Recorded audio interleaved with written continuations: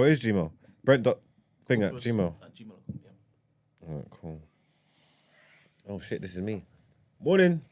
One sec, folks. Forgot the routine that goes. Anyway, good morning, people. It is Tuesday, the 16th of April. Welcome to TDA, the day after. It jumped. How come I can't remember it? I ain't done this in too long. Welcome to TDA, the day after, your favorite news platform and the home of popular culture as defined by the culture. I'm sorry, guys. Rusty. But we got there in the end. As usual, it's brought to you by the best in the business. Everybody introduce yourselves. They call me E-Man, the pro-black activist, TDA producer and news analyst, melanin jam-packed.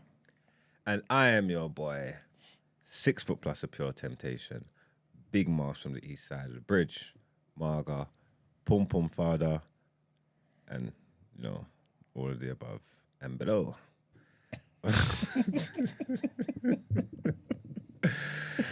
Looks like it's a boy's day today. Shouts out our beautiful Queen Esther. Big up Esther. Big up Esther each and every time. She'll be back soon. But today, it's a toxic masculinity day. For sure.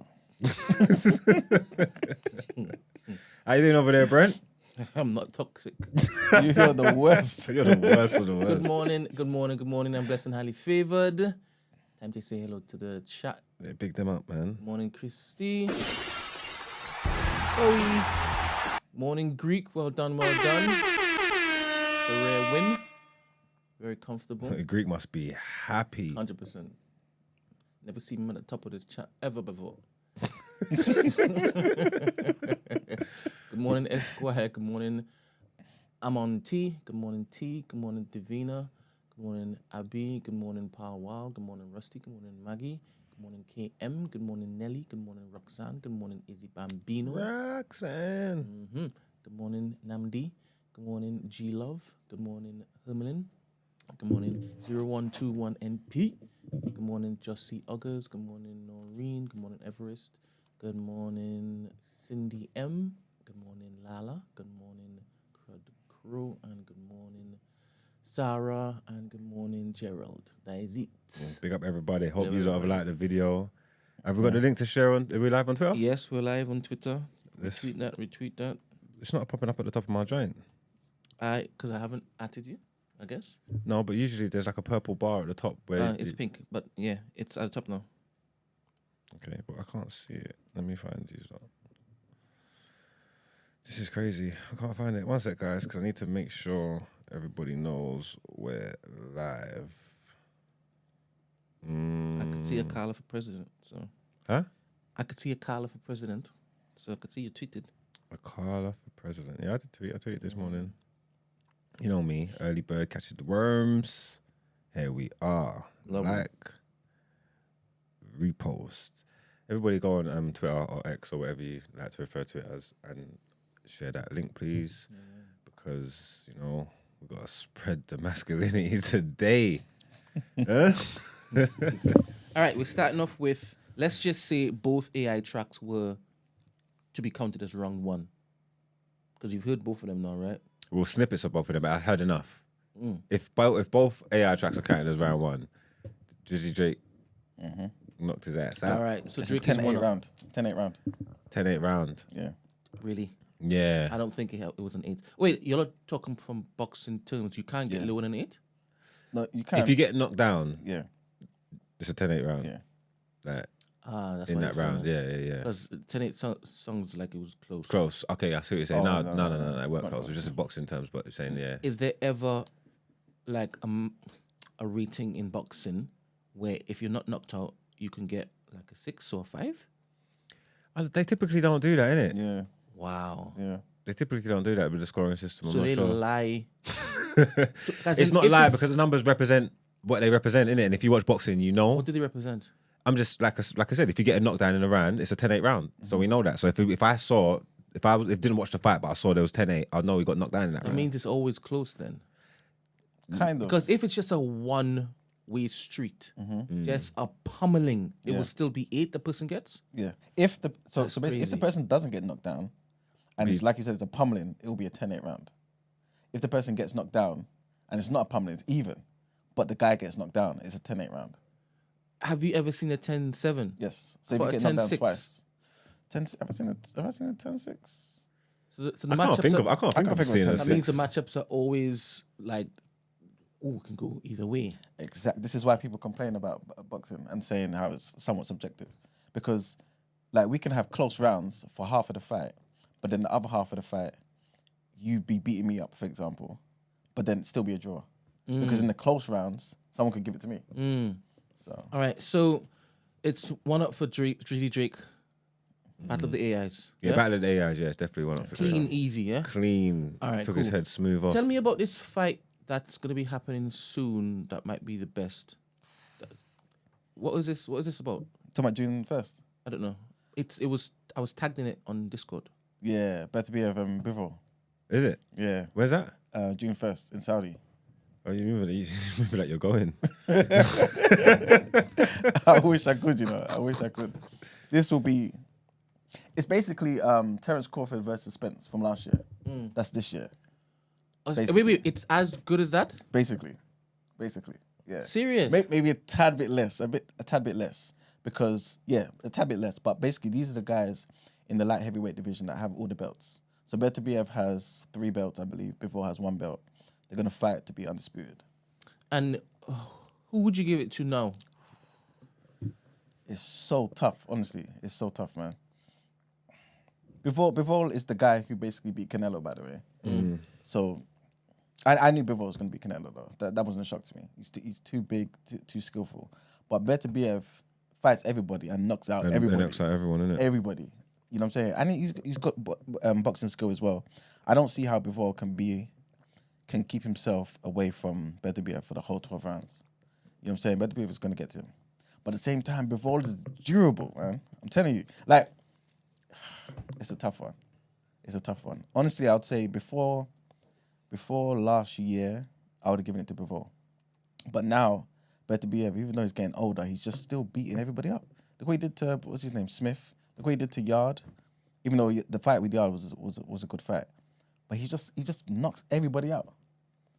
So I don't know, man. Honestly, I really don't know. If you forced me, I'd probably give it to Bivol. Because I just feel like maybe the IQ, you know what I mean, and him being durable, he might be able to do it. I don't know.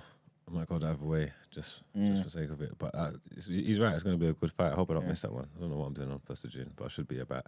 But let's get back in the car. Are they AI, Brent? My assumption, because I don't ever need a reason to lean into the conspiracy bag, I believe that Drake's isn't. And I believe Kendrick's is. that Kendrick's maybe. I just typed his name in. From the few things that I've seen, it's saying that like it's leaked. Like it's definitely been leaked. Like people are moving. There's like no definite in this. not definitely. Man is saying, look, just keep the same energy when you Because a lot find of out. Drake stands are actually causing that trend of definite. Yeah, that's true. It's not Man good. is saying keep the same energy when you find out Kendrick's joints are wrong. That's what man is saying. Now, I still wouldn't count that as a round one because it's like he's, all right, cool, let's start. And remember, you all talked to me about, you said yesterday I'm deluded. Yeah, I don't that see that particular way. level of thinking, right? And that Kendrick leak, I'm only hearing J. Cole for the most part. In my mind, He's responding to speaking on J. Cole. I First. could believe it's AI because in my mind, I'm thinking, would he go at Cole so much and he's got a bigger fish to fry? Like, why do that for? If Cole's bowed out and whatnot, why do that? Yeah, why do that? Because I guess you need to. It's still in the air that Cole dared to do that. That's true. I would still use it, especially if it is I know I have a free swing. He said I have a free swing.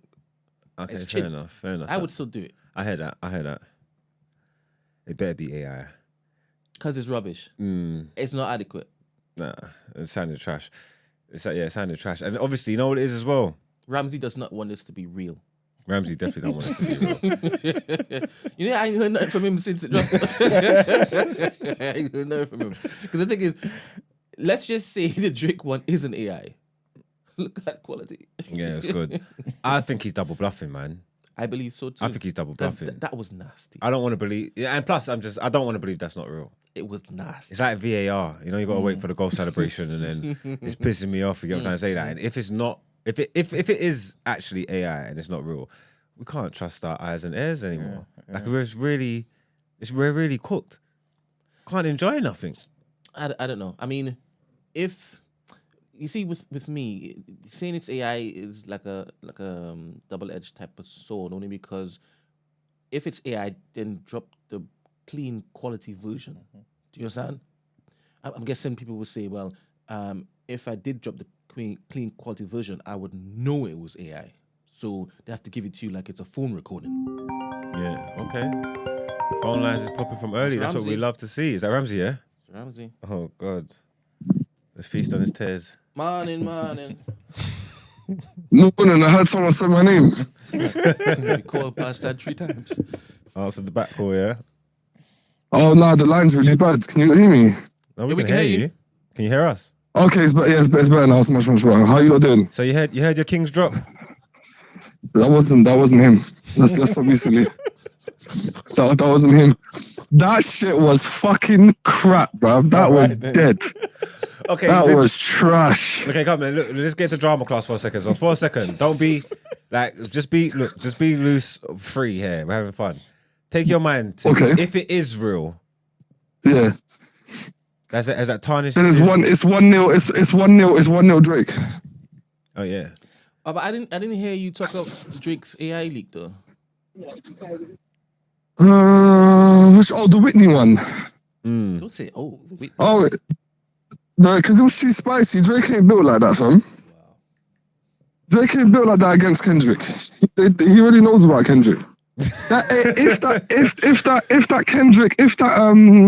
The Kendrick one isn't AI, then it sounds like he was supposed to drop that before Drake dropped his shit.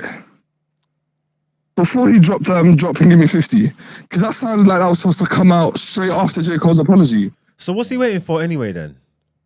I'm fucking no, bro. I'm waiting for him to drop as badly as you lot.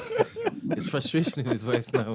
God damn. I'm fucking, bruv. He needs to hurry up and drop. Oh man, I hope to. Do you know what's peak? Same. Do you know what's peak? Is that everything's building up on this Kendrick shit. He better deliver, and the expectation I have of it is really high, and I don't think he's going to be able to meet it. No, I've got some unrealistic expectations. Pump the brakes. If he's turning. If he is, it's like Arsenal fans with Rice. It's crazy. It's crazy. If he is who you're saying he is. Of course he's got this. Of course.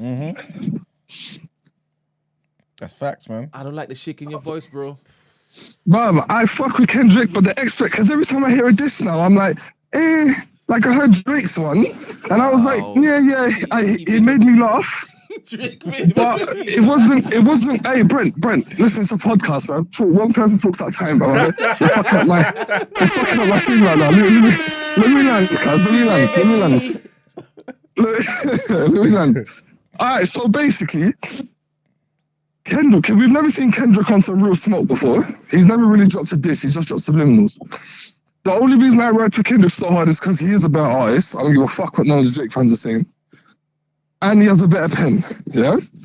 And the subs he's been releasing has been hard. But I feel like I've got such high expectations, the fucking diss better be perfect. But yeah, the Drake even the Drake's response to him wasn't really at Kendrick. It was at everyone else. He said a couple bars. He said you're short. He said your feet are small. He said the drop and give me 50. But people are forgetting he's not with TDE. He hasn't been with TDE. He responded to lines he said when he's saying Prince outlived Mike Jack, and he said, "What's a prince to a king?" Wow. It's a big. That's doo-doo. That's fucking shit. There we go. That's crap. Man said, stop. Man said, the way you're doing splits, you're gonna rip your pants. What the fuck is that? I don't know. Nah. That was garbage. The bars were garbage. That was some primary school shit. There's lots of other bars you could have drawn for. Yeah, exactly. You just went for that one. That's okay, cool. And then he called him like Pipsqueak, and it was just, I don't know, it seemed kind of... Pipsqueak. He didn't have no... No, but come on, man. Go on. You can't just call man. If you was that small and I called you a pipsqueak in real life, you ain't gonna like it. But that's right. But if I was in the same when you met up, we had beef, yeah? And I come up to you now, hey, Pipsqueak, you're gonna rip your peps. But then I go to Brent and I go, shut up and make some drums. Who have I got more vim for? I'm not gonna lie, shut your whole ass and make some drums is funny. That's crazy. It's crazy. That's funny shit. He didn't have all that energy for Kendrick. He didn't have the energy for Kendrick. The Drizzy diss track. You just don't like him. Just admit that you don't like him. You get what I'm trying to say? He done a 20 versus 1, hit up a few people. Like, he done his thing, innit? And that's just the first little foray, whatever the word is. That's just, you get what I'm saying? Name the 20 rappers that are against him. Huh? Name the 20 rappers that are against him. It's not just 20 rappers. There's bare people against Drake. You. You get what I'm trying to say? It's like everybody, like it's like the Avengers had to get together. You get me? And then like the Weeknd, I don't. Rick Ross. I didn't hear you lot. Oh, sorry, not you lot. Probably Brent. I didn't hear Brent talk about those fake ghostwriting allegations that Drake tried to send out for Kendrick. You talking about what you shared in Discord? Yeah, you didn't really say much. Oh, is that true? That reference track of Kendrick's song that's out there? Is that real? No, it's not. It's been disproven. Even the guy who they claimed to ghostwrite said, no, I didn't do it. He's been lying for ages. He lied on Roddy Ricch years ago, and he's lying about this one again. Okay. Everyone should have known it was a lie when he said he came from the school of Quentin Miller. Like Quentin Miller's the ghostwriting Avengers team or something. Like he's just got a whole bunch of man that is ghostwriting for the whole fucking industry. It's nonsense. Ramsey, I heard a take from academics on the Joe Budden podcast where he said, academics who stays on Drake's dick? Yeah, let me finish. Okay. Where he says that out of the 2 rappers, Drake's the only person who has record of actually saying, let me look to fight somebody. Yeah. Meek, Pusha. Yeah. Kendrick hasn't done anything. That's true. Well, elaborate on that. I don't really understand. Ak said... Yeah. Academic said that out of the both... Ah. All right, well... Might drop. I feel like he done it on purpose. Yeah. He set you up. What did you say? Can't hear you. Bang. Is he calling back? Yeah, sorry, say that again. Yeah, out of both of the rappers, Drake is on record actually saying and turning up to beef and fighting. What, you mean physically fighting with his fists? You know that's not what I mean. Okay, did he get pissed on by Dele? You see, this... Who got pissed on by Diddy? No, but you see... Drake got pissed on. He done wee-wee on Drake. Telling me about to get peed on by Diddy. What is this about? Are you talking about the same Drake where the footage of him at Jay Prince's thing when he's trying to run in, when there's man them holding him back? Let's just focus on what I said. Out of both of them, there is a record of Drake turning up to a beef and following through the beef. Kendrick hasn't. Okay, can you give me some examples? Meek and Pusha. Common. What he went to go meet them up to fight? What? Like to squabble? I thought you were. Bro, I'm failing to understand what you're talking about. What are you talking about? What's the context of this conversation? What the hell are you talking about? Let me just apologize, yeah, because what's happening here? I do not understand what you're talking about. Are you talking about the fact that he's had disses before? He's dropped disses before. Yes. No, he's had rap beef, like full on rap beef. Everybody knows him and Meek went at it. Him and Pusha went at it. He's got his clothes dirty outside. He was outside. Kendrick ain't never been outside. Mugs, of all people, I wouldn't expect this from you, bruv. None of this is real beef. What, to relay history to you? No, that beef ain't real beef. Huh? Because you know what beef is. You know that what Drake has been through isn't beef. It's just music. Yeah, that's what he's talking about. That's what I'm talking about, rap beef. Music. I thought you meant like proper beef, like fucking Jadakiss and and beans and that. No. We'll say that for the street niggas. Yeah, you get what I'm trying to say. I'm Yeah, just talking about. that's what I thought you meant. That's what I thought you were trying to. No, I'm just talking about lyrical war. You get what I'm trying to say? Okay, my apologies. Do you get what I'm trying to say? My apologies. Okay. Yeah, I get you. 100%. In the petrol station. I get you. Yes, you know what? I'm not mad with that analogy. And Kendrick ain't never been to the analogy. petrol. Kendrick ain't got a car.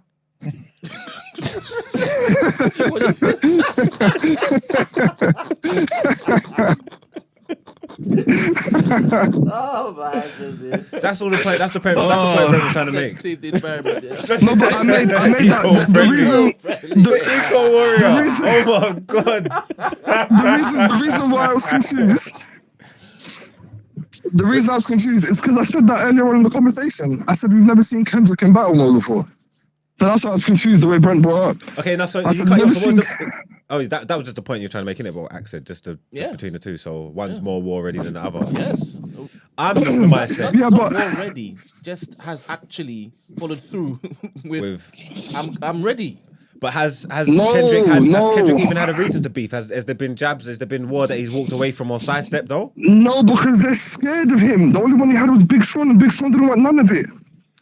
I feel sorry for Big Sean because Big Sean wants to be in a Big Four, but Big Sean's actually cold, and everyone tries to pretend like he's not. Why is that? Can he? Why is that? Big Sean Big Sean is good. cold, and I'm sorry. Big Sean has dropped some shit bars. He has, Man, but Big Sean's cold, man. Big Sean's cold. Why do you not pretend like he's not cold? Let me tackle your first thing about the petrol station. All right, go ahead. So Drake is at the petrol station. It's just that his mum and his ghostwriter drove him there. So I don't give a fuck what anyone is saying. He's not beating them allegations of him taking someone else's buzz. You know what it is, yeah? I can't think him. The ghostwriting thing allegations, that's a stain on him. He's never going to be able to Never. That's facts. But also, I've heard enough from Drake that I believe is his own pen, and it's good enough levels for me to still give him the credit that he deserves. Like, he's still done cold things with his pen, like sensational stuff. The guy can rap, so it doesn't. I'm not taking it away. Like I said, it is a mark on it, it's a blot on his whatever, but it doesn't mean he's not who he is, though, bro. No, yeah, for sure. But if we're talking, you're talking on the artist level. I'm talking on a rapper's level. He will never be respected as a rapper's rapper. We can talk all the shit about J. Cole we want, all the shit about J. Cole, but he's still a rapper's rapper. He's just not competitive. And I feel like Are you a rapper then if you're not competitive? Because a rapper's rapper needs to... Yeah, 100%. Because he writes his own bars. No, that's not the only requirement, though. But I can easily say that's a bigger requirement than being competitive. I can name you a bunch of rappers who haven't shown that they're competitive, but they're still rappers. Like who? Andre 3000. He's not competitive at all. Yeah, but nobody's really brought drawed out Andre 3000 though, innit? Well, they did when they weren't listening, when no one cared about the South, and you got annoyed in the Source Awards. No, that wasn't beef though. That was more so like interviews and stuff, innit? That wasn't like. But that wasn't beef. But no one rated them. No one cared about them. Yeah, but what I mean is that wasn't on like tracks though. You know what I'm saying? That was just people just speaking flippantly about the South and all that sort of stuff. But like J. Cole is in a position where he's considered an elite rapper, got pulled into a beef, dropped a track, and they ran away. Like immediately. Again, I'm not going to exaggerate and say that's as bad as having a ghostwriter, but that is bad. Okay, because I was about to go loose. That is bad. You know what I'm saying? But yeah, like they're equally yoked, in my opinion. No, like, Mark, oh my days, man. Being a grown man and want to see people and mental health and it sounds all cute. It's cute. That's lovely stuff. You get what I'm trying to say? But the reality is that move was bitch made. 100%. Yes, that's not what we're arguing though, Mugs. I'm arguing him having a ghostwriter is fucking crazy. That's not him. That means all the bars, everything he ever drops is in question now. I know you're going to say, yeah, but I know I can tell his pen, but it's still, we don't know if that's him. All right. My man brought someone else's homework. Ramsey, so what you're saying is that we can't even look to enjoy him defeating Kendrick because you're always going to Oh question. no. We're gonna enjoy it. We're gonna enjoy This it. can't be the We're argument gonna that enjoy you're it. making. No, I'm just saying that people are giving J. Cole a hard time. But my man had a ghostwriter. What about walking the track back?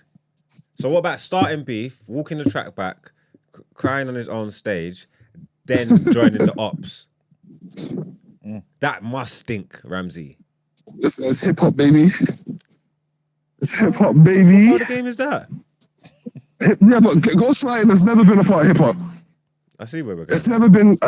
It's never been a part. It's never been a part of hip hop where it's been condoned. That's never been it. You get reference tracks from people. People take choruses and hooks. Some of these rappers are just rappers, isn't it? But that's different. Huh? Yeah, people are excellent hook writers and chorus writers.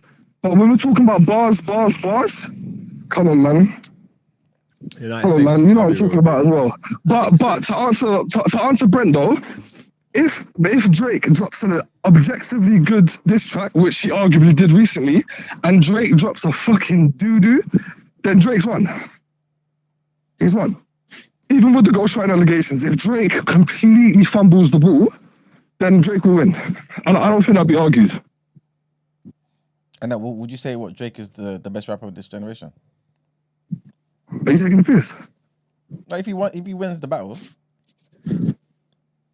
would I consider him the best artist of this generation? Okay, so you changed it from artist to rapper because exactly. if you don't meet your rapper things, you have to say yes on artist. Exactly. Oh, and you changed the word. No one else did. Huh? Yeah, no, I know. I need to sit down and actually fuck. I can't just spit that out of nowhere. Have you seen this man's CV? This track record.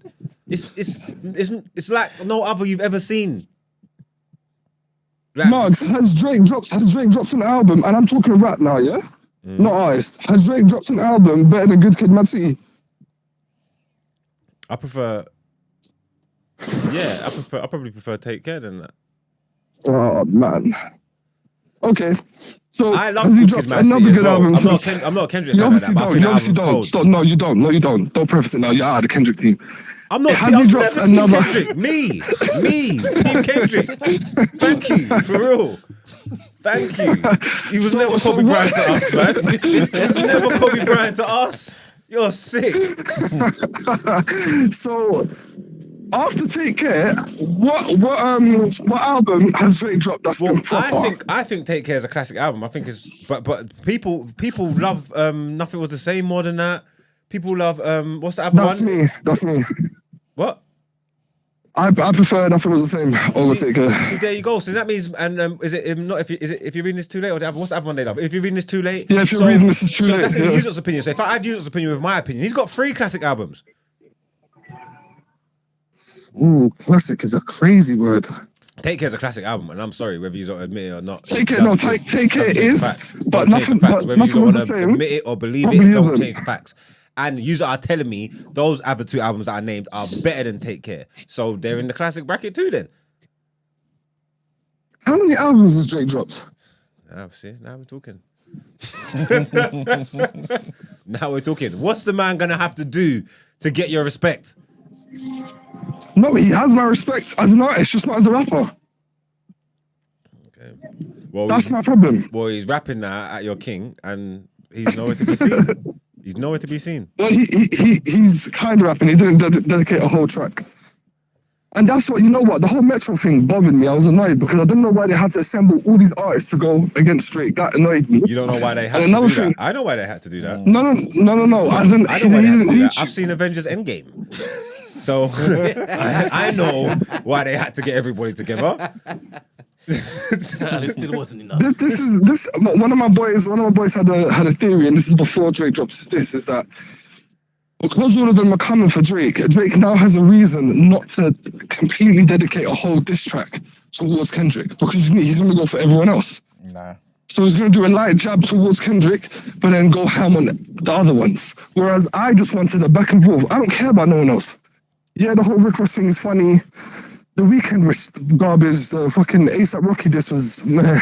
I just want Kendrick and Drake, and I feel like he's always got an excuse now not to concentrate on Kendrick. But that's not an excuse though. If he's like jab is strong enough to have Kendrick on wobbly legs, yeah, then that's enough. He didn't deserve to be in a ring. He's never had No, but Kendrick on wobbly legs. This is what I'm saying to you. He's had Kendrick has had Drake on wobbly legs for fucking 11 years. No, he definitely hasn't. But Ramsey, what I'm saying is this is based on if Kendrick comes back and his offering is poor. Because if it is poor, then Drake's won. Round one. They're not round even two. comparable. Obviously, he's got the good kid, Man City, but yeah, Drake has supplied a generation, with a whole, basically like a lifetime of memories and music. If you don't even forget his own catalogue, just think of even if you add features, songs that's not his, that he's featured on, you tell a story to your life. You will play certain songs and it will bring you back to a certain time in your life where you was doing certain things. Drake's gonna be the soundtrack to your life, whether you like it or not. 100%. Marks, are you arguing artist or fucking rapper? Because we're having different conversations, bro. Okay then. If you're talking artist, yes, Drake is bigger. Pause. I'm not gonna argue that. No, but there's an overlap there though, because a lot of these tracks that Mark's is talking about are not just songs where Drake's just singing on the hook, for example. He's spitting bars. You know what I'm saying? That's a rapper right there. You know what I'm saying? So you can't completely separate it. It's not fair.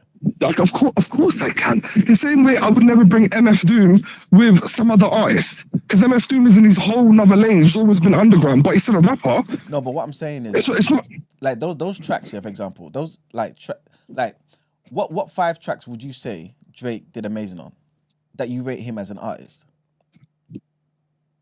That's interesting. You know what? To piggyback on what Margaret said, I would have to differentiate the tracks where he's an artist to a rapper. But I think I'd pick most of the tracks where he's been an artist because he's done tracks where the hooks have been crazy. But that's what I'm saying. But then he's also had tracks where... But those are not the things that make Drake... To me, that makes Drake an all-rounder, yeah. But that's not what makes Drake an elite person, like, that rappers respect, though. Not because of these. What makes Drake an elite artist is the fact that he's been relevant and he's been charting for a very long time, and the fact that he's able to jump on new sounds.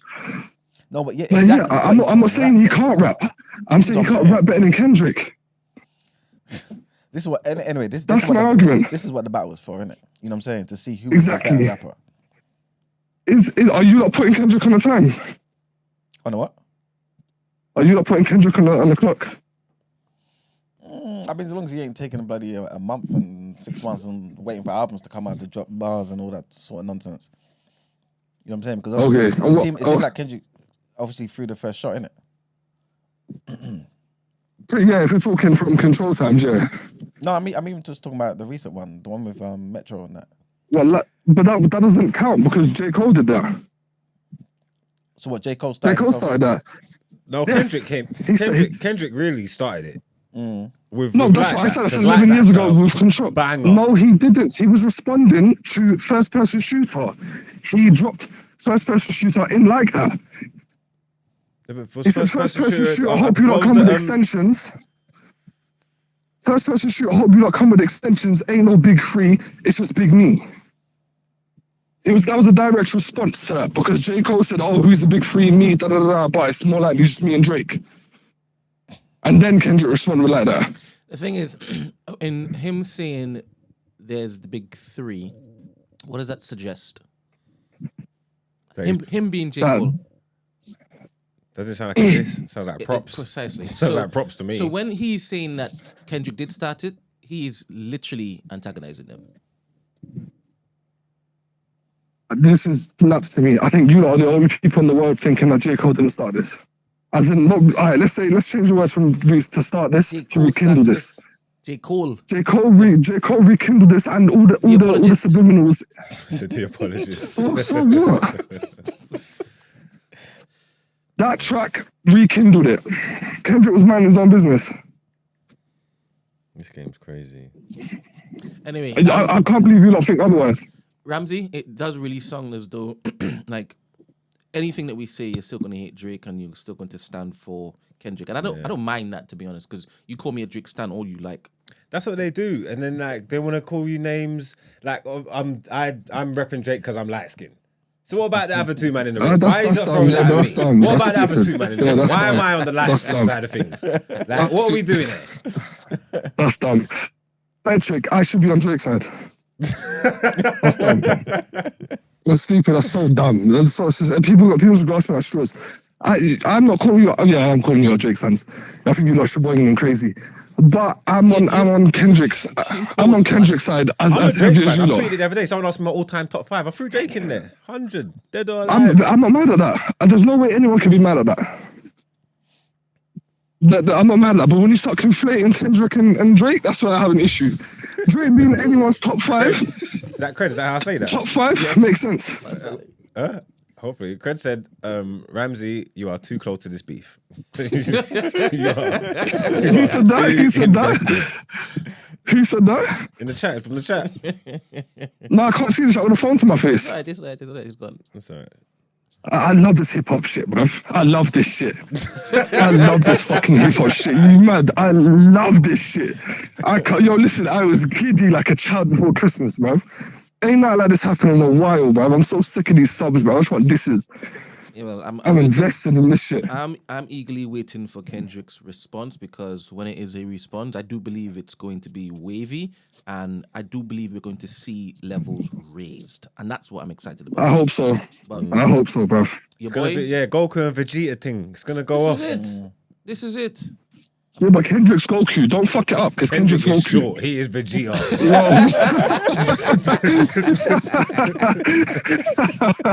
Yeah, you can't call Kendrick Goku. In this No, world. listen, Kendrick is fucking One Punch Man. Yeah, he ain't never been defeated, bruv. Drake's been fucked up. Kendrick Kendrick's hasn't been in the ring, Santana. though, innit?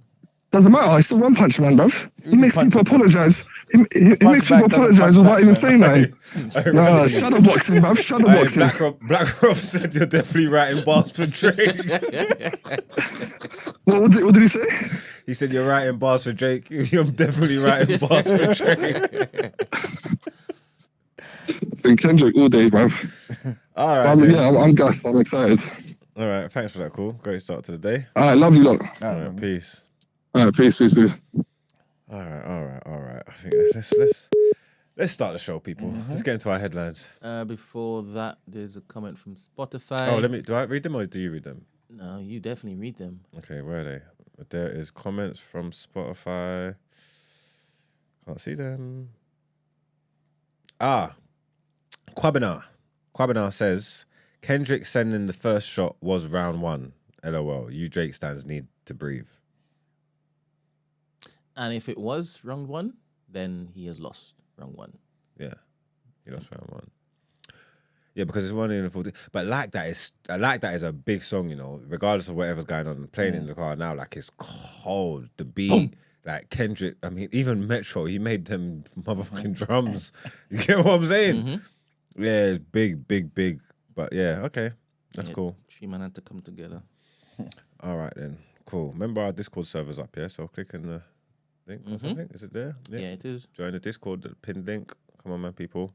But we're going to get into a great show for you today. Let's get into our first headlines.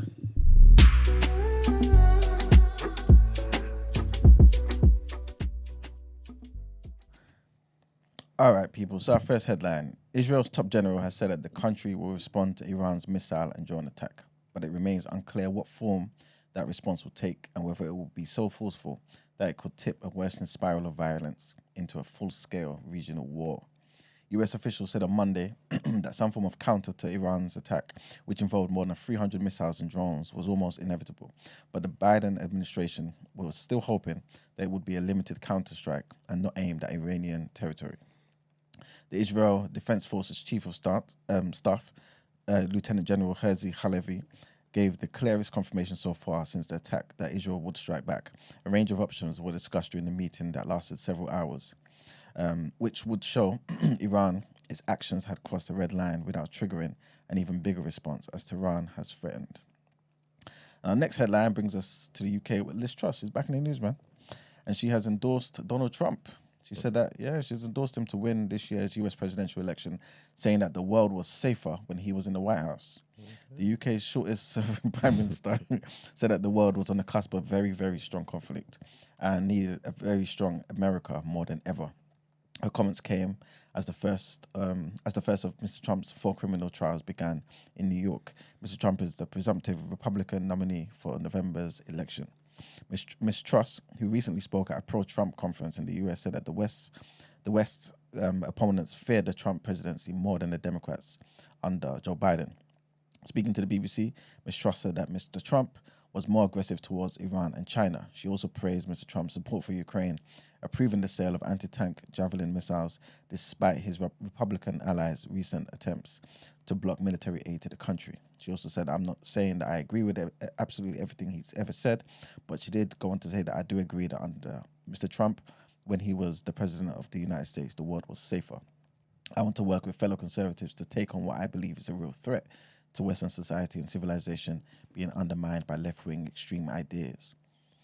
And our last headline, MPs have rejected a series of Lords' amendments to the government's Rwanda bill as a week of parliamentary showdown on the legislation begins. The safety of Rwanda, the asylum and immigration bill, is currently in the middle of what is known as ping pong, where two houses propose, debate and vote on the amendments. So far, the Lords have proposed one set of amendments, all of which the Commons defeated, and our second set of Lords amendments have been rejected by MPs, so the bill will return to the Lords on Tuesday for further scrutiny. The amendments they imposed have sought to address a slew of issues, including allowing appeals on the basis of safety, how underage asylum seekers are looked after, considerations around modern slavery concerns, and whether those who are served for or with the British Army forces should be exempt from deportation. The closest vote was on the Armed Forces Amendment, but debates are still ongoing. And that's it for our headlines. All right, then let's get into what you're saying. Topic of the day. There's a comment on the screen. Sorry. Oh, from Greek. Isn't today the last day to register to vote for the May elections here too? But Is it? I don't know. We're going to check. We'll find out, Greek. We'll get straight back to you. If it is, I better register quick. Have you Oh, yeah. registered, Brent? Of course I'm registered. Once you register once, you're always registered, isn't it? That's what I was You thinking. don't have to renew it. Because I'm on the electoral register. I've registered a long time ago. Did So you I'm. get your envelope in the post? I don't know. I have to check. Already? I'll check my mail. Yeah, I've got mine. You sure? Yeah, I think they was doing your area first. maybe. I don't think that's how it works.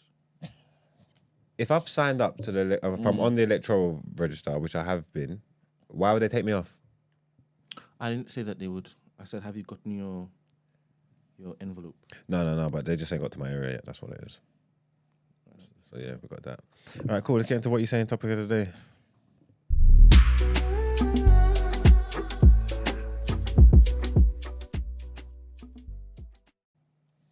All right, people. So today's topic of the day. This is just based off a discussion that I saw online, about the UK and how they're tackling immigration and stuff, and the question pretty much is, have we got to a point where, if we're being, objective, where it's a damned if I do, damned if I don't situation for the UK? I know we've got a lot of criticism for the UK, but do you feel like, regardless of what the UK does with regards to immigration, they're always going to look bad? I say that to say this. The UK pays France £500 million, or they are or have already, over the next 3 years, to basically monitor the amount of refugees that are trying to get across the channel. And there was a clip that went around recently that showed how these migrants were obviously getting across, and the French police weren't doing that, basically. Yeah. So 500 million spent on them doing nothing. Obviously, they've come out and responded and basically said, look, there's two main reasons why in that video it looked like we weren't doing anything. Sometimes the police, if they go and do what they need to do, there is a risk of violence. So obviously, they would have assessed the situation prior. And secondly, when they're in the water already, they don't like to go after them because that could increase the chaos and lead to drownings and stuff, yeah? But what they were saying is that prior to that video, we did stop like a few hundred people that particular day. So yeah, firstly, I guess the question is, do you feel like that money could be put to better use, i.e. just allowing immigration, not like completely having the floodgates open, but allowing people to come in and then using that money to house them or just better treat them, whatever it is? Or is that 500 million being put to good use with the French not doing anything and the people still coming in the country? Well, people are going to come in each anyway. And obviously, like what you're saying, they're trying to do the prevention better than cure thing. So they're trying to stop them while they're on the land. I kind of get that. It's easy to do it on solid ground and in the water. Once you're in the water, this ain't Grand Theft Auto. We're having high-speed chases on speedboats and all these things. I don't know how much that's actually worth and how much police resources that's going to waste. So I kind of hear where they're coming from. I feel like it's probably better to try and police the the borders and the waters rather than just let it open and spend the money just housing everybody, because then that's not even gonna be sustainable either. Like, again, I don't know, man, because the whole immigration thing, it's like there's good things about immigration, there's bad things about immigration. You know what I'm trying to say? Like, people coming over to the country and working and helping and professionals and building it up. There's no problem with that. You know what I'm trying to say? It's just obviously because they mar it all with the same stuff. It's about the illegal people coming over, the criminals. Obviously, the way our social system's set up, where they just give people things. It's about taxpayers' money and stuff, because you're giving it to people that don't deserve it sometimes, or not supposed to be, or not to say don't deserve, but not entitled to it, just for the facts, because they're not supposed to be getting it. But then there's no, once they're here, you can't really police it. So you got to be able to try and control it in some way, shape or form, innit? Yeah. That makes more. So to me, I think it would make more sense using the money. Obviously, you would want the French police to do better, I suppose, or whatever it may be. I don't know, because like I'm saying, it's tough, innit? It's hard. It's easy to sit here and chat shit, but if you got bare man running around on speedboats across the channel and all that, what I don't understand what you want me to do. Yeah. You get what I'm trying to say? I really don't know what you want me to do. If I don't stop them before they get in that water, then I'm screwed, innit? Yeah. You get me? Yeah. I don't know, man. I don't know what the answer is. Immigration, yeah, like you're saying, damned if you do, damned if you don't, because immigration is always going to be a problem. It's always going to be something that people run on. It's all because, like, when it comes to election time and votes and stuff, and the way that the country's set up, you're always going to play on that, and they're taking our jobs and they're doing this and they're doing that because you want to galvanize a fan base to get votes and all that. So it's always going to be an issue. But to answer your question, yeah, I'd prefer they spend the money with France, I think. Okay. Ben, what about you? What are you thinking? What was the question? Do you think the money, the 500 million that goes to France for 3 years to kind of, curb the refugees jumping in the water, getting across the channel to the UK, is worth it? Or do you think that money should be used to maybe allow people to come in, but then we use that to kind of house these people? Because then you can kind of monitor them a bit better. You can help them, set them up maybe a lot cheaper, and then maybe just allow them to get into the actual labour force of the country. Sorry to think, okay, you can go, Brent, but I'm saying if that's the president that they set and that's the attitude out there, ain't they gonna raise tenfold? Like that's the golden goose. This is the end of the rainbow. They're letting us in, they're giving us yards, and they're giving us money. It's gonna double. It's triple.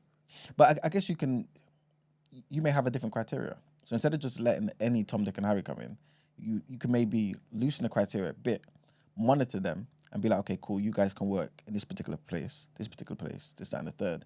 And maybe just assign them to certain areas where in the country the labour force is lacking. But they already have a criteria, and this was the problem. It's not getting adhered to. Yeah, that's because people are having to go around it. But if you're saying, guys, you can come in, but come through this door, so we can kind of monitor you all and make sure, okay, you're skilled in this particular thing in your country. Okay, you do this over here. We're going to allow you and X amount of people in this particular building, this, that, and the third. Maybe long term, you might be saving money and getting more from it. Okay, sorry, Brent. Now you can answer that then. I think the money stretches longer in them shires, no? Okay. Them coastal cities and whatnot. I think that's where they should put the money in, house the immigrants. The skilled workers should be allowed to come to London. Okay. And actually aid the economy positively. But the rest of them, as in the ones who, because there's a mixed bag in it. The ones who are actually fleeing from persecution, and the ones who are just thinking, all right, I want a sponge. But put them in Shropshire and Lancashire and all them shires. Because it's cheaper to build houses over there, right? Yeah.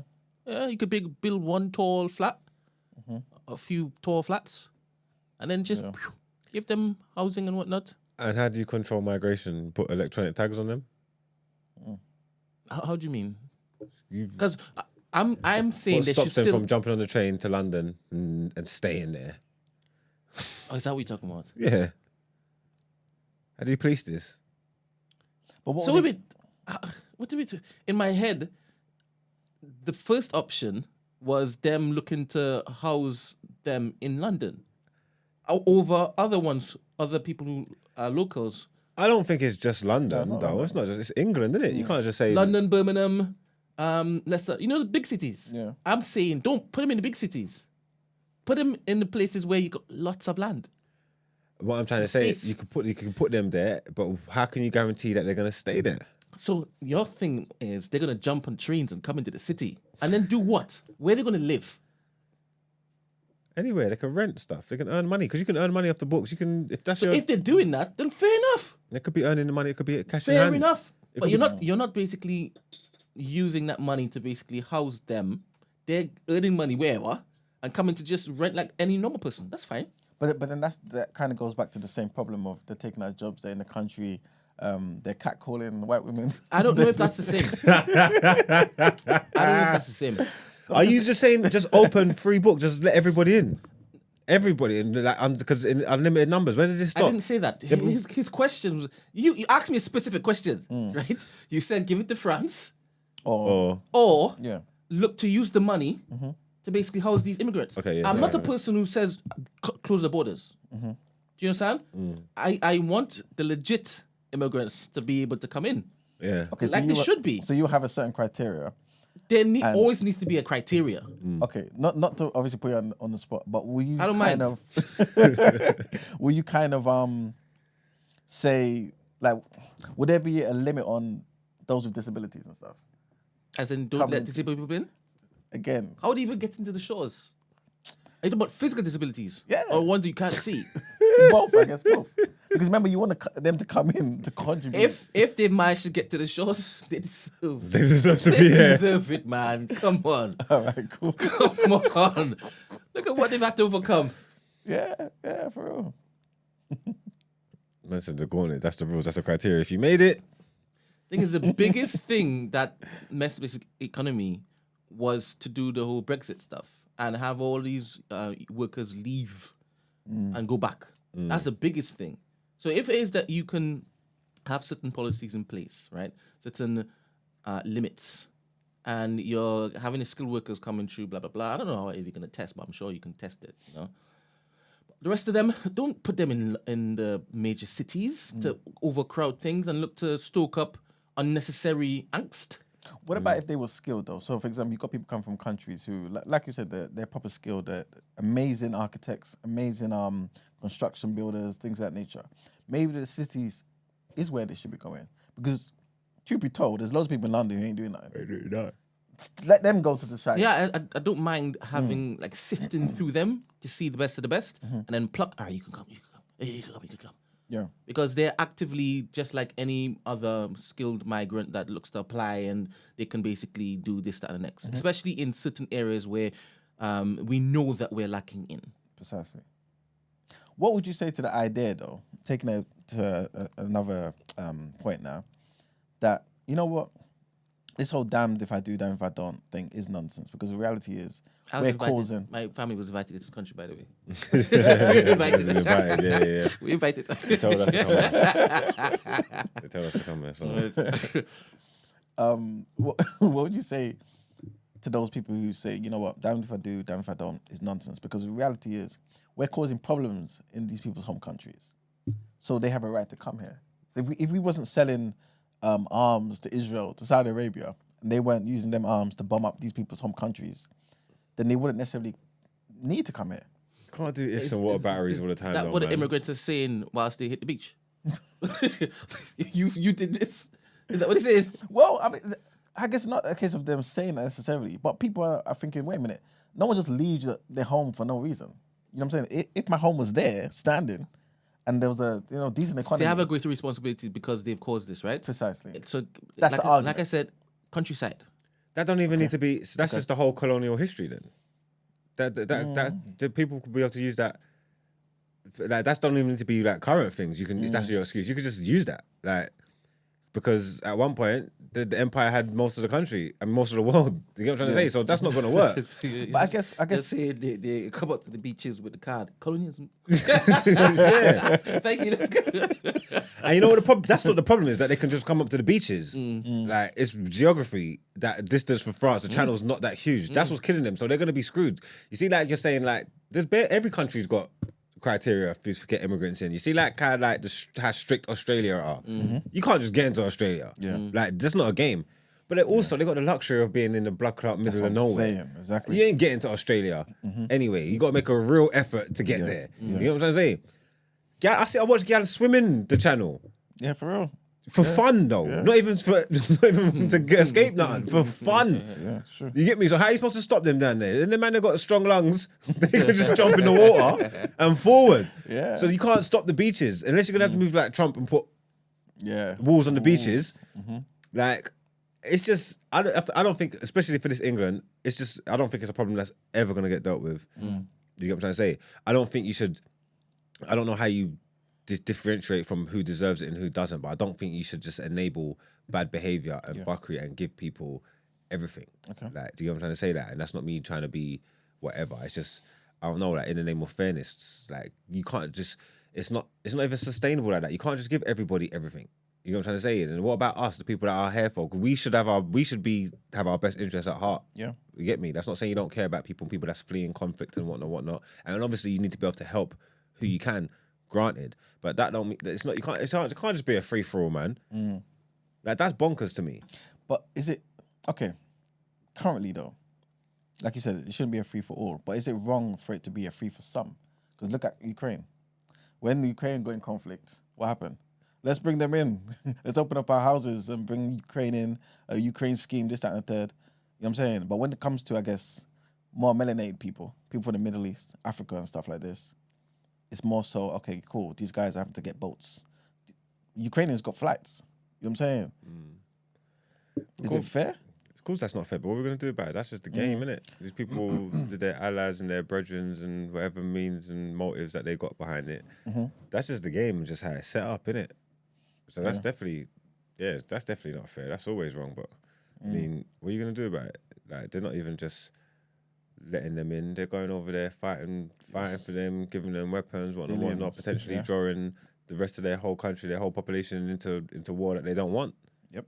You feel me? Like, so it's deeper than that. So you can't control the things that they're doing, the alliances that's been made and whatever it may be.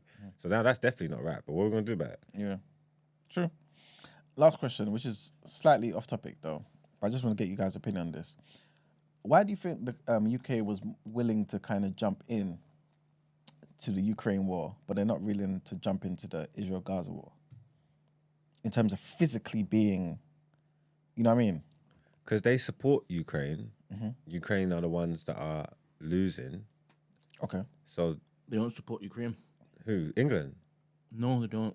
What do they do? They have interests with Russia. It's the hatred of Russia. It's that area in which it is that they want to spy on Russia. It's not that they like support Ukraine by product. Yeah, they support them, but it's because NATO and stuff. yeah. Yeah, and they don't want them Crimea and all them places have there. They don't interest want there. Russia to have them. Yeah, but you're saying as a result of that, they're supporting the Ukraine. You know what I'm trying to say? So they're supporting Ukraine. Ukraine are losing. That's why they're going in there, giving them weapons, but they're actually fighting. Yeah. On the other thing, their alliance is to Israel, and Israel's winning. Okay. So why are they going to go over there anyway? They're already giving them Yeah. troops and stuff. When them men they shot the drones the other day, they shot them out the sky. They flew over there themselves, so they are going over there. And They different Englishman, countries help them. yeah, very different country, but Englishman went over there and shot the drones out the sky. So they are helping them. So saying that, do you feel like if Iran say, you know what, drones ain't enough, we're gonna actually want some blood for what you guys did before, and they actually go over there like a proper assault? Do you feel like the UK and the US will jump in properly? Yeah. Nope. Okay. Oh no. No. You say yes and no. No, Speak to me. that's what Biden's saying. He's not gonna be. He's warning Israel. Beg you, don't do that, because once you do that, we have to basically withdraw. Oh We wow. have to withdraw our help from you, because what you're doing now is a madness. You started this. You messed up their embassy. You killed their people. You started this. So no, UK and America, impossible. They'll be struck from the. All they're doing Will is Accord. woofing on the net. It's all empty words. They are not breaking them bonds. Them Israeli lobbyists What was are. the question that you were asked? I can't remember. Would they put soldiers on the ground to fight alongside Israel against Iran? UN, United Nations, has made up a thing. If there's troops on the thing, they need troops. Are UN backing Israel? Yeah. No. No. Right now, they're even suggesting that they're committing genocide. So no. If push comes to shove, I don't think they leave Israel to just move. I don't think they turn on Israel. The question was, would they send the troops to fight alongside Israeli troops? Okay, cool. That's mad. That is World War III. These men are mad. America, 100%. America, But England, that is a step too far. Israel. These men are mad. This is what's going to happen. This is where it's going. Nah. No. Yeah, cool. We've had world wars before. You man called it 100%. 3. You know what I'm saying? So that means 2 times before something's happened. There's been an event that's pushed people to this place. Yeah. I don't know what makes you think it can't happen again. The specific question. And what I'm asking. no, because So you're saying yes? Because if it all goes off, lines are going to get drawn. Yeah. That's it. If it all goes off, if Iran and thing, then it all goes off. Lines are going to get drawn. No one wants to get there. That's why they're saying all these things in the first place, isn't it? Because prevention is better than cure. We don't want this. This is what no one wants it. America, they don't want it. You get me? But if it gets there, lines are going to get drawn, and you're going to take a side, because you're not just going to leave them and just let them do what they're doing and fuck up the thing. You're going to take a side, innit? You want to have some semblance of control. You're not going to go on Iran's side. No, you can't. You're just going to say you are not backing Israel with their nonsense. So, Brent, what's But this is what implications of that? Netanyahu wants.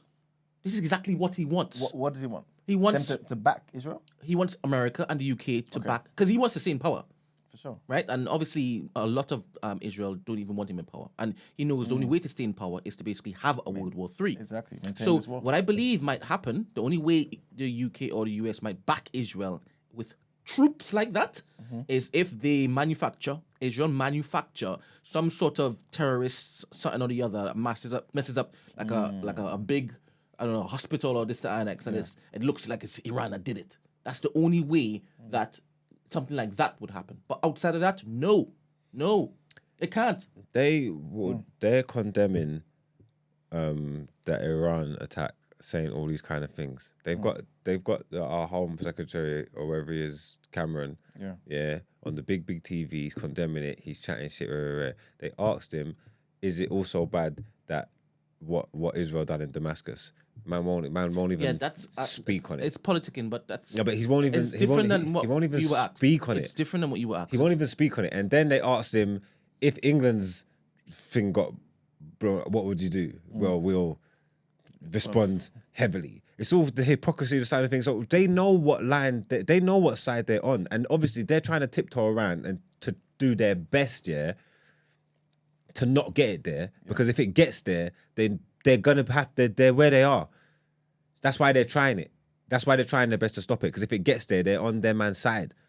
They are. My friend, But Brent, though. my friend, sorry, what do you think, Emmanuel? Because what I was going to say to you is, what's the implications of this? Because if for example, the US and the UK don't back Israel, and Israel force them to When you say back Israel, as in putting soldiers on the ground, right? So if sending Israel, their ships and their planes to go and bomb Iran, if it gets that far, if it goes that far, Yeah. right? If it goes that far, i.e. Netanyahu does certain things to make it go that far, right? And Israel and the UK back out. Sorry, the US and UK back out. Then it's going to be they've already everyone. warned them. They've already warned them that they're not going to be sending no aid. They're going to stop aid coming to you, as in stop the sending missiles and this that next to them. Yeah. If it is that they look to do something wild. But what I'm basically getting at is the implication of that is basically the Middle East will be against Israel. Everyone against Israel. Israel will be left to be slaughtered. I don't think. Oppose yourself, please. No, something else that came to my head. I don't think They'll do that that. would be possible. Lambs to the slaughter. They would never do that. Especially when you look at the amount of power people of Israeli descent have in said governments. I don't think are you following the news? Are you following it? Kind of, yeah. What are we saying? Are you following what the message that's coming from the Biden camp? Are you following it? Yes, we are. Biden is telling them. And remember, it took long for them to even do that. Remember, it even took long for them to come out and say such because they were still sending them. And I don't think that any administration. Resources. No, there ain't been an Everybody's administration before politicking. that's come out before how with the stance that Biden has and said what he says. No one ain't said it before. So yeah, I see what he said. He's saying it, but that's what I'm trying to say. They're just woofing. It's because they're trying to stop something. There's no threats of it. Like there's still bridges. If it goes left, Benjamin Netanyahu and Biden, it's just gonna be mad with him. You do that, man. I told you, man. I tried that. Come on, Killy, man. No. You get what I'm saying? He's No. trying to stop it. Granted, he's dead. They are genuinely trying to stop it, but it's not because it's going to fracture the relationship. I hear what you're saying. America has placed itself as the moral governor in the world. Global morality comes from America, right? And for the longest while, they've been trying to get them to admit that what Israel is doing is genocide, right? For the longest while, they've been saying, no, justified, blah, blah, blah, blah, until they couldn't anymore. And then they started saying, hey, I beg you, calm down. Let's look, ceasefire, right?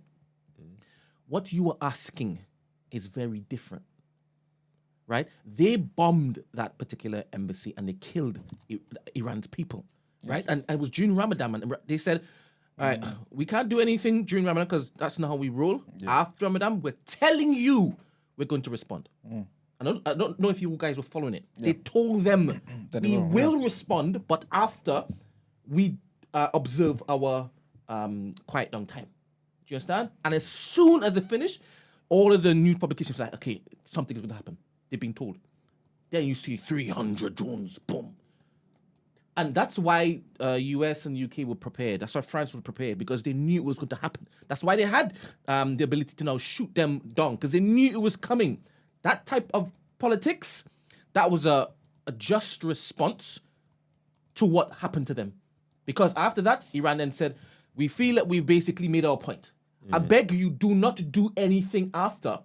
Because if you do, hey, gloves are off. Israel's come out and said they're going to respond. That's because Netanyahu is a madman.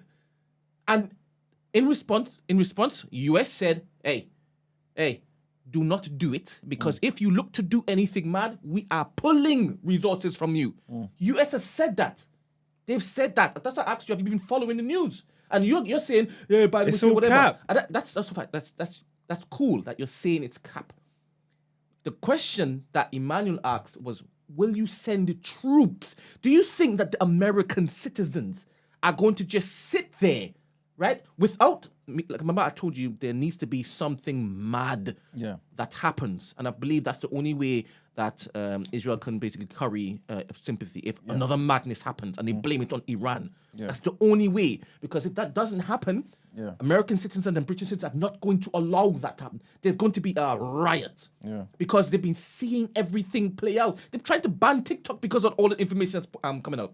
They're trying to ban TikTok because of all the information about their genocidal behavior. It's just coming out, and every single American is seeing that. And the American loyalists, they don't like that it looks like America is the puppet of Israel. They hate it.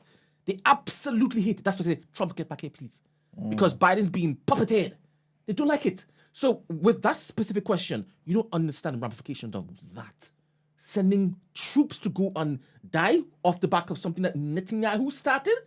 Brother, it's a different thing entirely. I hear what you're saying, but it's different. But I think this is where you're right about the whole thing. If that was to happen, they'll have to engineer something. Have to. You know what I'm saying? They have to. Because how it's going, there is no good press for Israel right now. Yeah. There's none. Just the other day, remember? They killed some of the British people. And then that's when they started saying, hey. And Sunak was like, hey, this is nasty work. But you're still seeing Cameron doing what he's doing, right? The energy that they have to be wicked is crazy, you know? Yeah, I get what you're saying. I don't think that relationship's ever going to fracture. All of this stuff is all politics, and they're all doing it, and they're trying to prevent it. So they are genuinely trying to prevent it. They don't want this.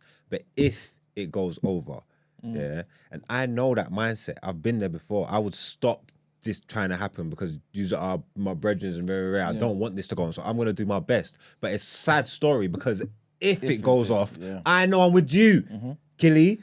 It is what it is. All right, so, you get me? It's up and stuck.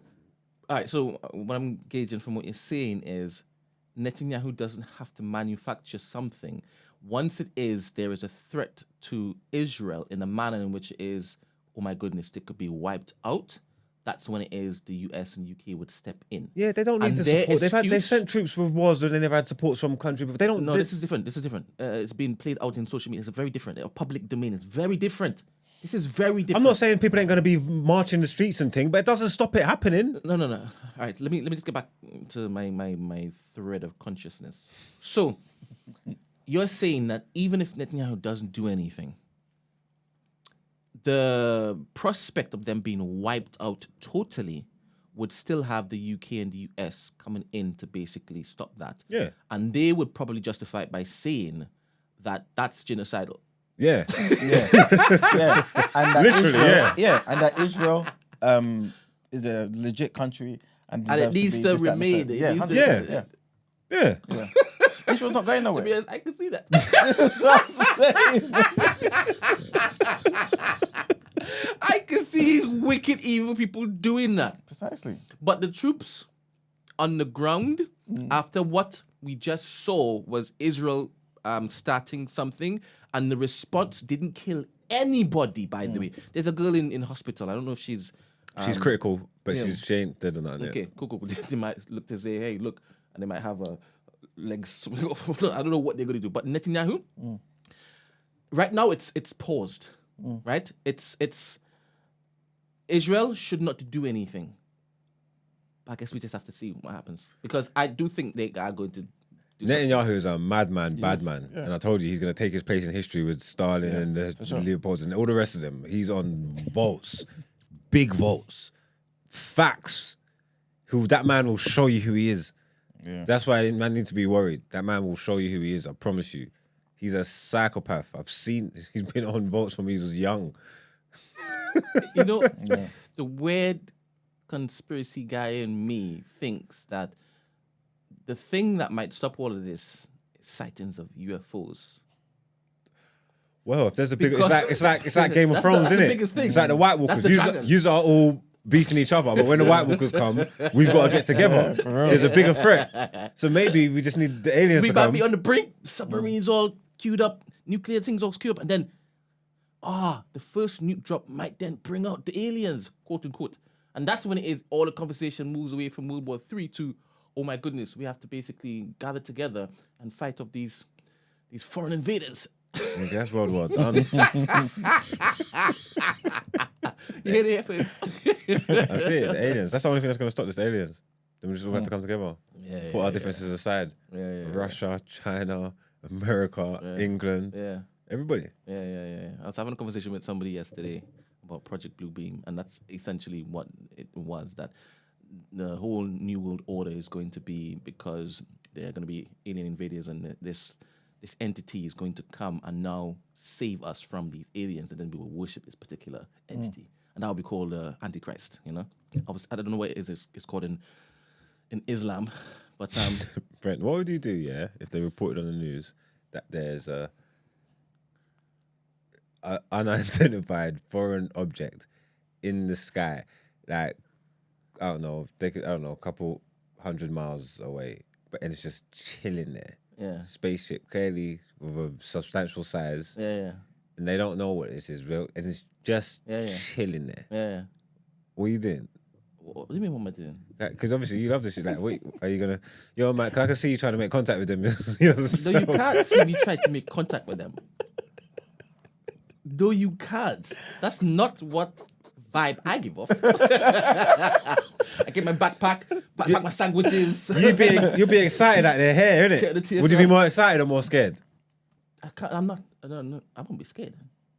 I'll be like, all the way to court and say, "Told you," because I'll be here streaming. I'll be shook to my core. What? Yeah, man. Wait, so you really don't believe that there are aliens and spaceships and whatnot that we didn't make and whatnot? Because there's some that we made and there's some that we didn't make. There's some that we reverse engineered. I don't know about the whole what the aliens look like, because obviously there's different theories and whatnot. But you fully believe all this is bollocks? There might be I think there's other life forms in the solar Alright. system. Okay, so you just But I don't know what their their level of intelligence is. I don't know whether they can travel space. I don't know if they've got technology that that we don't have. I don't know if they got the desire to make weapons. You know what I'm trying to say? So I don't know that. So if you prove that to me, there's a big mothership standing there with big fuck off missiles that will rip a hole through the planet. Of course I'm gonna be shit scared, bro. What are you talking about? You know the thing is, the most honorable Elijah Muhammad, Oh my God. has told us already that this mothership's on our side. I'm saying 1/2 mile by 1/2 mile in diameter. Yeah, Who's what? the mother plane.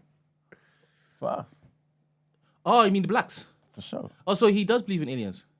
No aliens, they're human beings. They're black people up there. Oh, from Nibiru. No, from here.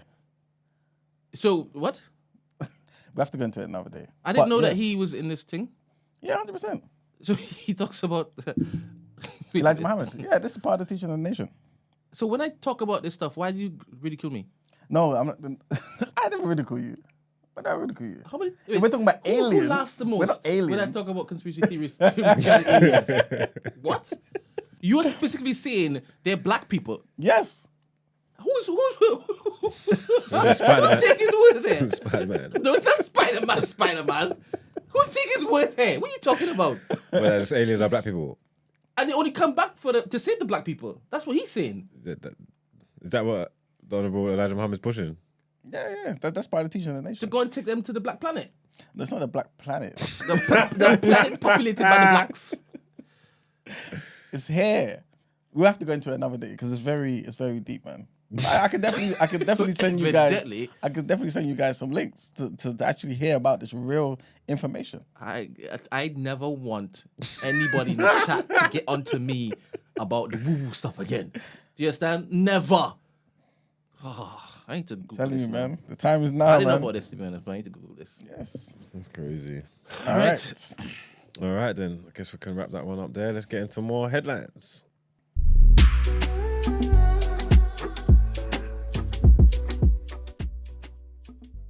Oh crap. Okay, my mistake. Oh, you thought we was done. I thought it was Wednesday, you know. So our next headline: the Prime Minister is facing another rebellion from his party over his plans to ban young people from ever smoking again. Right? Should the tobacco and vapes bill eventually be passed into law, it would be an offence to sell tobacco products to anyone born after the 1st of January 2009. This means that children aged 15 or younger today will never legally be able to buy a cigarette. The plan was one of Rishi Sunak's 3 key policies he announced at the Tory party conference last year. However, some more laissez-faire conservatives have criticised the ban, meaning the Prime Minister could have to rely on support from the other side of the Commons to get the bill over the line. Opponents of the ban include Mr Sunak's predecessor, Liz Truss, who had described the plans as profoundly unconservative, and Boris Johnson, who branded the move nuts. Tory MPs have been granted a free vote on the legislation, and several are expected to oppose it when it has its full debate. Why are Its they first so full mad about debate. that? If it stops these little babies smoking vapes, ain't that a good thing? Yeah. Boy. Little babies. These little babies are smoking vapes, Brett. Yeah, you know. No, they are. They Bubblegum flavour and that. They're sick. If it stops it, I think that's a good thing. I don't know why they're hating on him. Maybe they're just thinking about the economy or something. Who knows? But they're already here, so they'll be able to smoke if that's what they want to do. That's what I'm trying to say. So they really want to poison the youth and thing, innit? Is that what we want to fight for? Because Not really. it doesn't affect you. If you're here of now and of a certain age, that law don't affect you. This is it's protecting future generations. Yeah. And obviously we'll get to a point where it's smoke free. That's dope. It's like what you're saying. It's the economy that they're worried about, innit? And so they really want to poison the kids. Well, I guess they wouldn't say we want to poison the kids. We just want people to have a choice. All right. You know what I mean? Because, I guess so. But anyway, next headline. The first day of Donald Trump's Manhattan hush money trial came to a close on Monday afternoon with jury selection underway, marking a notable moment in American history, which is the first criminal trial of a current or former president. Throughout the day, Trump appeared at Manhattan Supreme Court in New York City, flanked by his lawyers, to face 34 felony counts, including a catch-and-kill scheme. Trump had arrived at court for the start of jury selection shortly after 9 a.m., wearing his usual uniform of a navy suit and a crimson tie. Trump spoke in the hallway before entering the courtroom in the morning, and this is what he went on to say. He said, "This is an assault on America. Nothing like this has ever happened before. There's been anything like this." He called it political persecution, a case that should never have been brought, and an assault on our country. And our last headline, Georgian lawmakers came to blows in Parliament on Monday as ruling party legislators looked set to advance a controversial bill on foreign agents that has been criticised by Western countries and sparked protests at home. Footage broadcast on Georgian television showed Mamuka, I can't pronounce his surname, who's the leader of the ruling Georgian Dream Party's parliamentary faction and the driving force behind the bill, being punched in the face by the opposition MP, a guy by the name of Aleko Elisashvili, while speaking from the dispatch box. The incident prompted a wider brawl between several lawmakers, an occasional occurrence in Georgian, often raucous parliament. Footage showed Elisashvili being greeted with cheers by protesters outside of the parliament building. Georgian Dream said earlier this month it would reintroduce legislation requiring organizations that accept funds from abroad to register as foreign agents or face fines 13 months after protests forced it to shelve the plan. Georgian Dream also says that it wants the country to join the EU and NATO, even as it has deepened ties with Russia and face accusations of authoritarianism at home. It says the bill is necessary to combat what it calls pseudo-liberal values imposed by foreigners and to promote transparency. And that's it for the headline. Brent, there's a link there, if you don't mind clicking it. You might see the guy getting punched up. But yeah, that's pretty much it. All right, then we're getting into All right. People's Journal. Before People's we Journal. move on, this is a result of the last poll. The question was, should the UK implement stricter immigration controls or time for a new approach? 44% say immigration need for the economy. 30% say the price UK colonial history. Obviously, this is the price that the UK pays for colonial history. And 25% say tighter controls protect resources. Cool. All right, cool. Let's get into the People's Journal. You want to see the punch? Yeah. All right.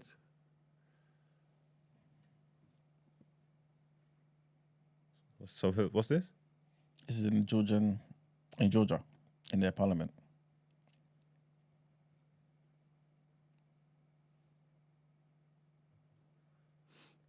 No. Sales of 2 trillion yen and 100,000 employees. TDK became a world-leading innovative company. Adverts are really annoying, isn't it? So you've got the leader of the ruling Georgian Dream Party, right? Fighting somebody of the opposition. Imagine them throwing fists in Parliament. TDK. A brawl erupted in Georgia's parliament when ruling party members tried to advance a controversial bill, according to Reuters. Opposition MP Aleko Elisashvili punched the leader of the ruling Georgian top of Dream the head, Party, though. If he put Mamuka him in the Medina jaw, he Radze, would've in the dropped head him, during you a know. speech. Weren't The a good law punch. would require organizations that accept funds that from actually abroad banned to it. I like register as foreign agents or face heavy fines. They need to bring that kind of passion to Parliament. The proposal has been criticized locally and internationally as curtailing basic Who have you got winning that fight if that happens? Sunak or Keir Starmer? Probably care. Serious? Yeah. I would have picked. Yeah, I wouldn't pick Rishi against anyone. Diane Abbott.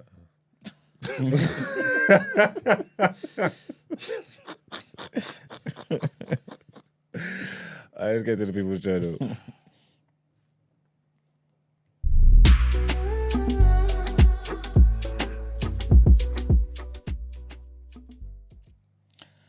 All right, people, welcome to the People's Journal, where I give you the news from an economics point of view. So, according to data that's been put out, the UK jobs market is showing signs of stalling. Why? Because the number of people out of work has risen. So the employment rate has increased to 4.2% between December and February, which is the highest rate it's been for 6 months, right? Meanwhile, the rate of people with a job dipped, and the economically inactive, those who are not working or looking for work, that's ticked higher. So economists are basically suggesting that the data could actually make the Bank of England cut interest rates in the summer. Where's this guy's name? Paul Dales, he's the chief UK economist at Capital Economics. He said, with employment falling sharply and the unemployment rate climbing, we suspect wage growth will continue to ease in the coming months. That may allow the Bank of England to cut interest rates in June. So that's what's happening. We'll see what happens, because obviously a lot of analysts have been saying a lot of things for a year now. And also we're yet to see if the if the Bank of England will actually cut the base rate. Next thing I wanted to mention briefly, I think this actually happened yesterday. Tesla, they're looking to lay off 10% of their global electric vehicle workforce. 10%. That's basically equivalent to like over 10,000 people. So it's sad, man. But yeah, a memo was put out. It was first reported by some news website, Electric, in America. And Elon's staff has apparently told staff that there's nothing that he hated more than this particular thing that he's got to do, but it has to be done, man. They actually have 140,000 employees. So like I said, 10%, you're looking at about 14,000 people that are going to be losing their jobs. So yeah, man, more information on that, obviously, I'll provide once it comes out, man. Airline passengers are facing cancellations as well, disruptions to flights to Israel and surrounding countries. In my head, I keep thinking, why is anyone flight going to Israel though? But obviously, they're going to certain places where I guess there's no real threat of bombs and things of that nature, because Israel is basically just engaging in a war where only one side is attacking. But basically, EasyJet has suspended flights to and from Tel Aviv up to and including Sunday the 21st of April. Obviously, I guess this will be down to what's occurred with Iran retaliating as well. So yeah, they just wanted to make sure certain things doesn't escalate, especially for their passengers and just safety reasons and stuff. They have warned that passengers may experience some schedule changes. So this is Wizz Air. They've also said something, and EasyJet as well. Wizz Air, they're going to be resuming journeys to Israel from today, actually. They stopped flights on Sunday and Monday, just like EasyJet, but EasyJet are keeping theirs suspended all the way up to next Sunday. But Wizz have resumed today, and they're basically saying there may be some changes to their scheduling and whatnot. Next thing I wanted to mention is apparently a lot of people went out and shopped a lot, man, during the Easter period. Okay. Did you guys spend more during Easter than usual? Nope. I don't even buy fish. They ain't buy nothing. Yeah, man. Apparently, according to data that's been collected by the doorway sensors and whatnot, at thousands of shops across the UK, it showed that footfall increased by 7% compared with Easter from last year over the 4 days between Good Friday and Easter Monday. The amount of sales though was actually quite similar, they're saying, but there was more people out there actually trying to shop. Window shoppers, yeah. Yeah, pretty much. People are basically kind of seeing it as, a good sign that at least people, I guess, have the money and have the mental wherewithal or whatever to go out there to be like, cool, I'm ready to shop now. You know what I'm saying? Cost of living's kind of eased back a bit. So hopefully this is a sign that the economy is going in a good direction. And the last thing I wanted to mention, and this might be a topic of the day, right? And maybe the women might say the men should not be talking on this particular thing, but this is economics, so we all gotta say. And basically, this is according to radiographers, right? They're saying that bras, are a basic necessity and should not be subject to VAT. Yeah, man. No VAT. I don't know. When you started, I thought they was gonna say that with the ban bras. I thought they was making power moves. I thought you were gonna say let's just be done with the bra. No. Okay, no tax on them. Mm-hmm. Yeah, man, that's what they're saying. So they're basically saying, without them, basically it could lead to a lot of, musculoskeletal problems, you know what I'm saying? So it needs to be, which could then lead to people, taking time off work and all this sort of stuff, because of poorly fitted bras and things of that nature. Mm. So because it is a necessity, why are we taxing people to buy something that is a basic necessity? You know what I'm saying? So, yeah. Yeah, that's true, man. You got to look after the garden, man. I love breasts and thing. Some of them, it hurts their back and they need the support. This is it. You know what I'm saying? I'm for it, man. Okay. Take away tax. We might have to do a topic of the day on that, you know what I mean?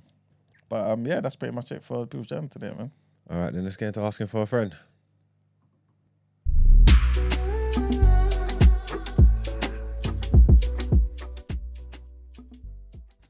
Davina just found out that her daughter will be having an operation tomorrow. She'll be transported today. Amazing. We'll be praying for her. Definitely. Yes. In our prayers. Asking for a friend. Asking for a friend. Oh, got a long one here. All right then, let me work. 1 second, people. So it says, "Hi guys." Oh, ain't this it's anonymous? Don't say the name. Okay then. "Hi guys, my name is, and I'm 23 years old, and I just started listening to you through a friend's recommendation, and it's been sick to follow you since the start of the year. I'm hoping you can help me out with something I'm facing, especially the lads, Margs, E-Man and Brent, but I'll still value Esther and Gina's input." Sorry, they're not here. "Basically, I feel like black girls don't like me.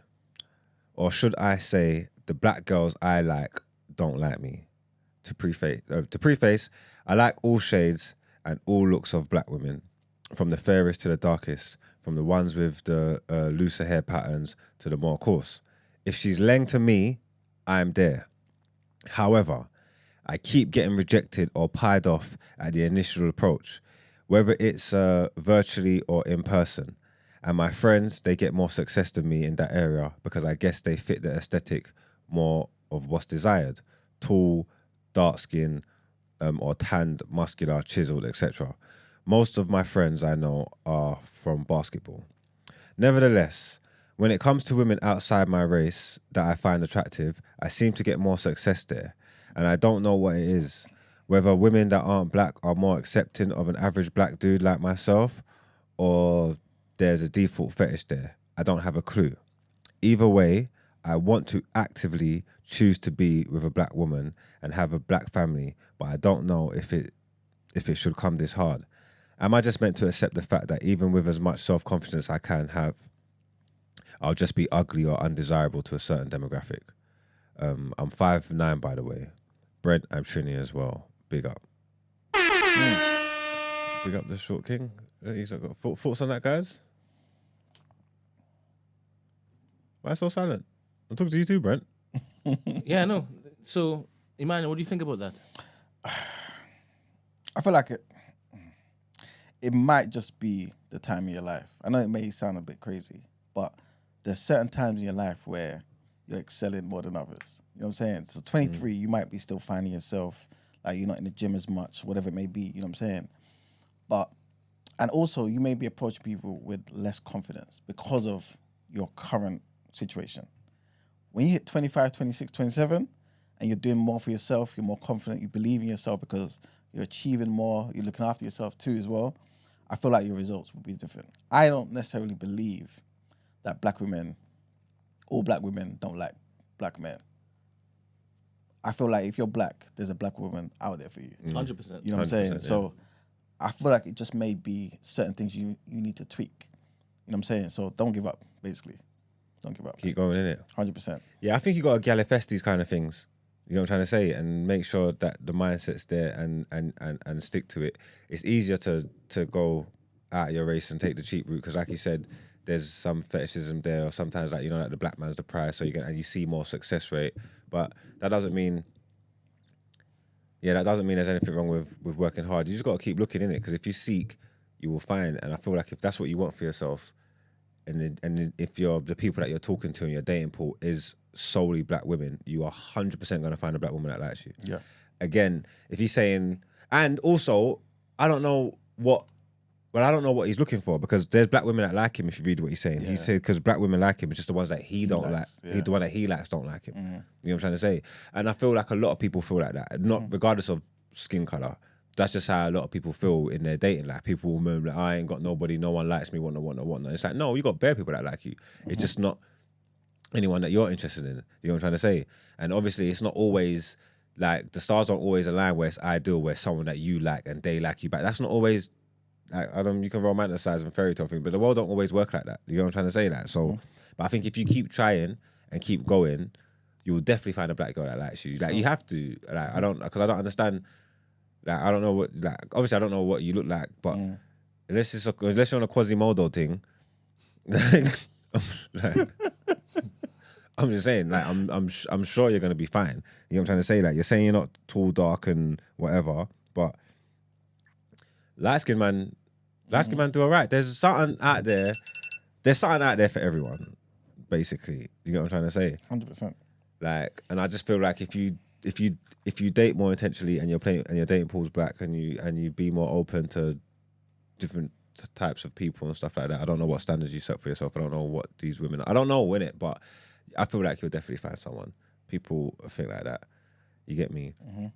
Yeah, man. It's the energy that you put out there as well, man. Yeah. You get me? And you gotta want it because it's easy to sit down and do the woe is me and oh, black girls don't like me, black girls don't like me. And if you're thinking like that, you're gonna have that kind of energy. You're gonna be starting on the back foot anyway. You might see people feel, oh, there's not even no point trying, whatnot. But that's not true. Maybe. I don't know, yeah, maybe you need to present different and be a bit more vocal about what you like as well, because maybe the black girls think you don't like black girls. That could be a thing. Yeah? That could be a thing. You might come across like that. I've heard that before. I've heard black women tell me I look like I don't like black women. And if you don't vocalize that or set them straight or set them wrong, like, what are you going to... They're just going to be led to believe that, innit? Like, there might be people that are interested in you, but it's like, it's not even worth me shooting my shot because I could tell you don't like black girl or whatever. That could be your story. I don't know. Maybe start walking around in print and things. Just pro-black activists, get into your Dr. Umar bag. Let them know where you're at. You get me? Let them know the melanim's jam-packed, regardless of how it looks. You get what I'm trying to say? You get me? Let them know what's in your core, that your blood runs black. And I think you'll be all right, man. But to be fair, at 23, obviously, like, it sounds like, obviously, not that he's, I guess, trying to settle down today, but he's intentional about being with a black woman. I think now, but also definitely long term, innit? At 23, if you're looking for girls that are also 23, 22, 21, people are not serious like that. This is prime time for you to make your money, like, sort yourself out. Your confidence will start to develop naturally. Before you know it, 25, 26, you're just going to, like, realize girls are just looking at you for no reason. Then you clock that you're just obviously not the same guy you were at 23. And you have much more, man. It's a confidence thing as well, man. Because you know what? Women say they care about looks, innit? Everyone cares about looks. But confidence is the main thing. Yeah, there's so much more that 100%. go into it. Like 100%. A woman can put looks aside if you I don't know, carry yourself a certain way and bring a certain amount to the table and just walk in a certain light and energy, because that kind of stuff's endearing, innit? Like, there's sometimes someone can have something about them that it just draws you to them and you just like it, and they might not be your typical type or be the most beautiful person in the world, but there's just something that this person has and it's attractive to you, innit? You get me? I think you'll be all right. I think you just got to look. But like you man said, man, you're young, man. This is your development years, man. Go fuck around and find that. Yeah. And you'll be all right.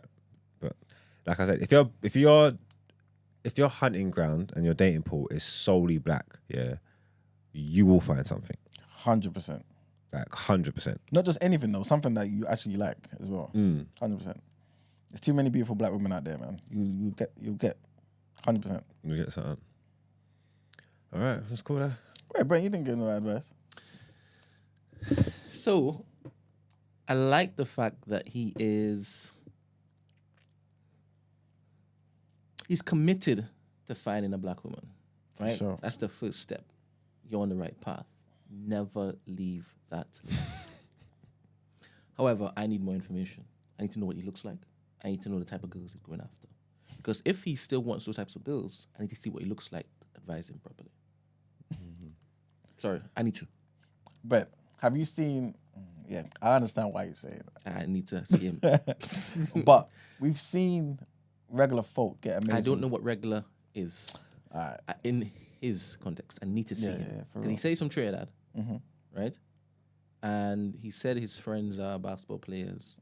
That's an interesting situation in the first place, right? To be surrounded by only basketball players. So the types of women that he's after, I need to know if it's the type of girls that just want like wavy youths, wavy, tall, dark-skinned youths. I need to know if they're shallow. I need to know if it is that he's even looking at the girls he should be looking at. I need to know what he looks like before I advise him. Dwayne, shizzle.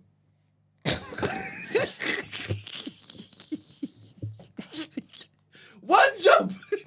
One jump! I had one jump! And I had so much time too. I was waiting for you to. I had so much time too. My friend Dwayne, send us some images. I need to know what you look like. If you have an Instagram, let us know. And I need to know the types of girls you're after also. Let this be a continuation. And if you're serious and you're brave enough, send the pictures in. We'll share them with the community. We've got loads of beautiful black women 100%. in our community that for will real. definitely give you a chance. Yep. If you listen to TJ and you watch it, they know you're of good character. Yep. You're clearly a good black man. So there might be something here for you, man. I'll be looking in the chat, man. They got it. There's it's that.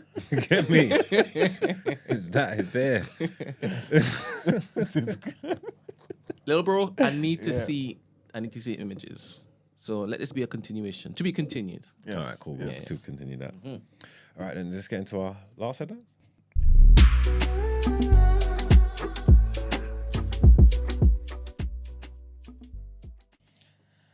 All right, people. So our last set of headlines. Trigger warning on this one, guys. Big trigger warning, man.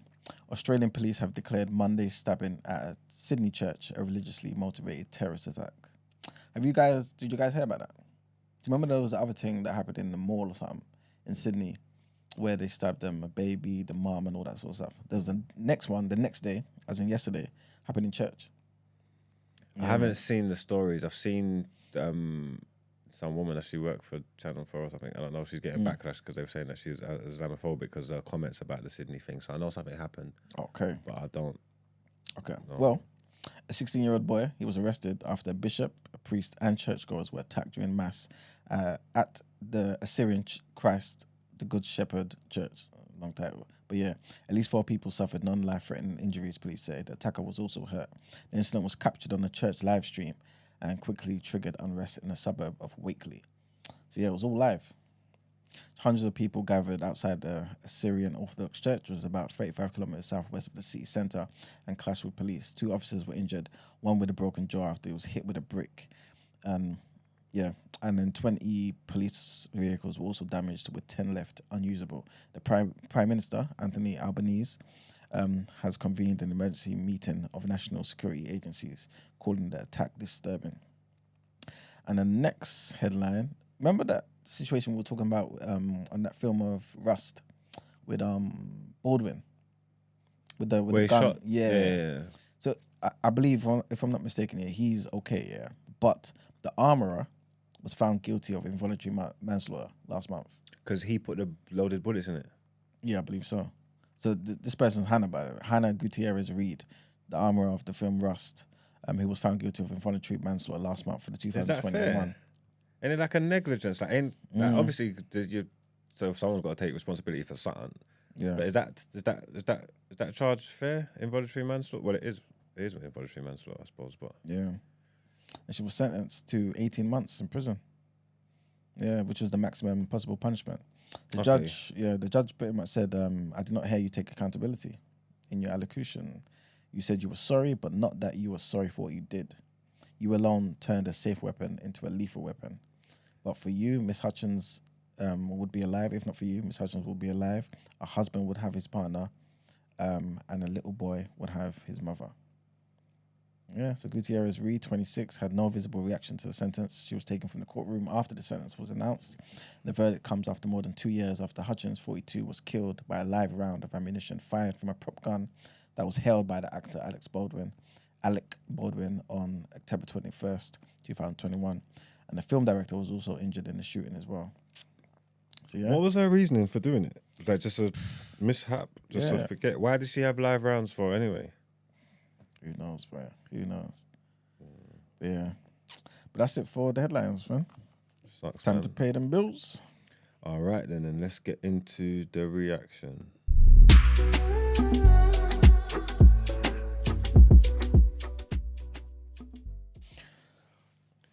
Welcome to the reaction, people, where I read out our sports headlines. We've got here now, I don't know if any of you saw Monday Night Football. Great spectacle.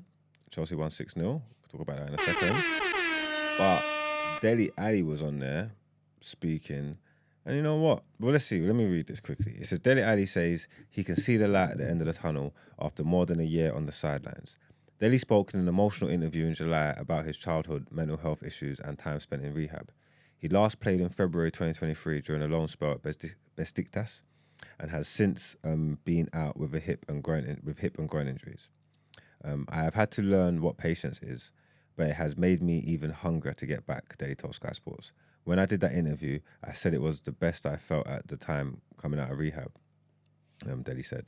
When I did it, I said if it helped one person, I would be happy. And that's all I wanted from it. The support and reaction I got was overwhelming, and I'm definitely proud of it.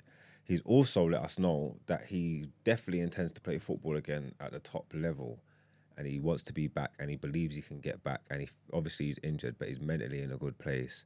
And he set his sights on World Cup 2026. And I'm not gonna lie, man. I wish this kid all the best, man. Even that, because I got friends that play in the football league. I've been watching him from MK Dons. You get me? Like, he's been cold from a kid, and he's just dope in it. Like, and for that kind of drop off, it's definitely because like trouble in there. You get me? It's not his ability or nothing like that. You get what I'm trying to say? So I wish him all the best, and I hope he makes it through. Like, it was sick to see some of his old goals and just remembering. It's like, if we get Dele Alli back, as just a football fan, that'll be cold. So I hope he makes it back. I hope he does it to a top level. I don't know. He's going to be a free agent. Where do you think he could go, Brent? Do you think one of them big teams will take a chance on him? Where was he before? Well, he's at Everton now. Where can he go? He can stay at Everton.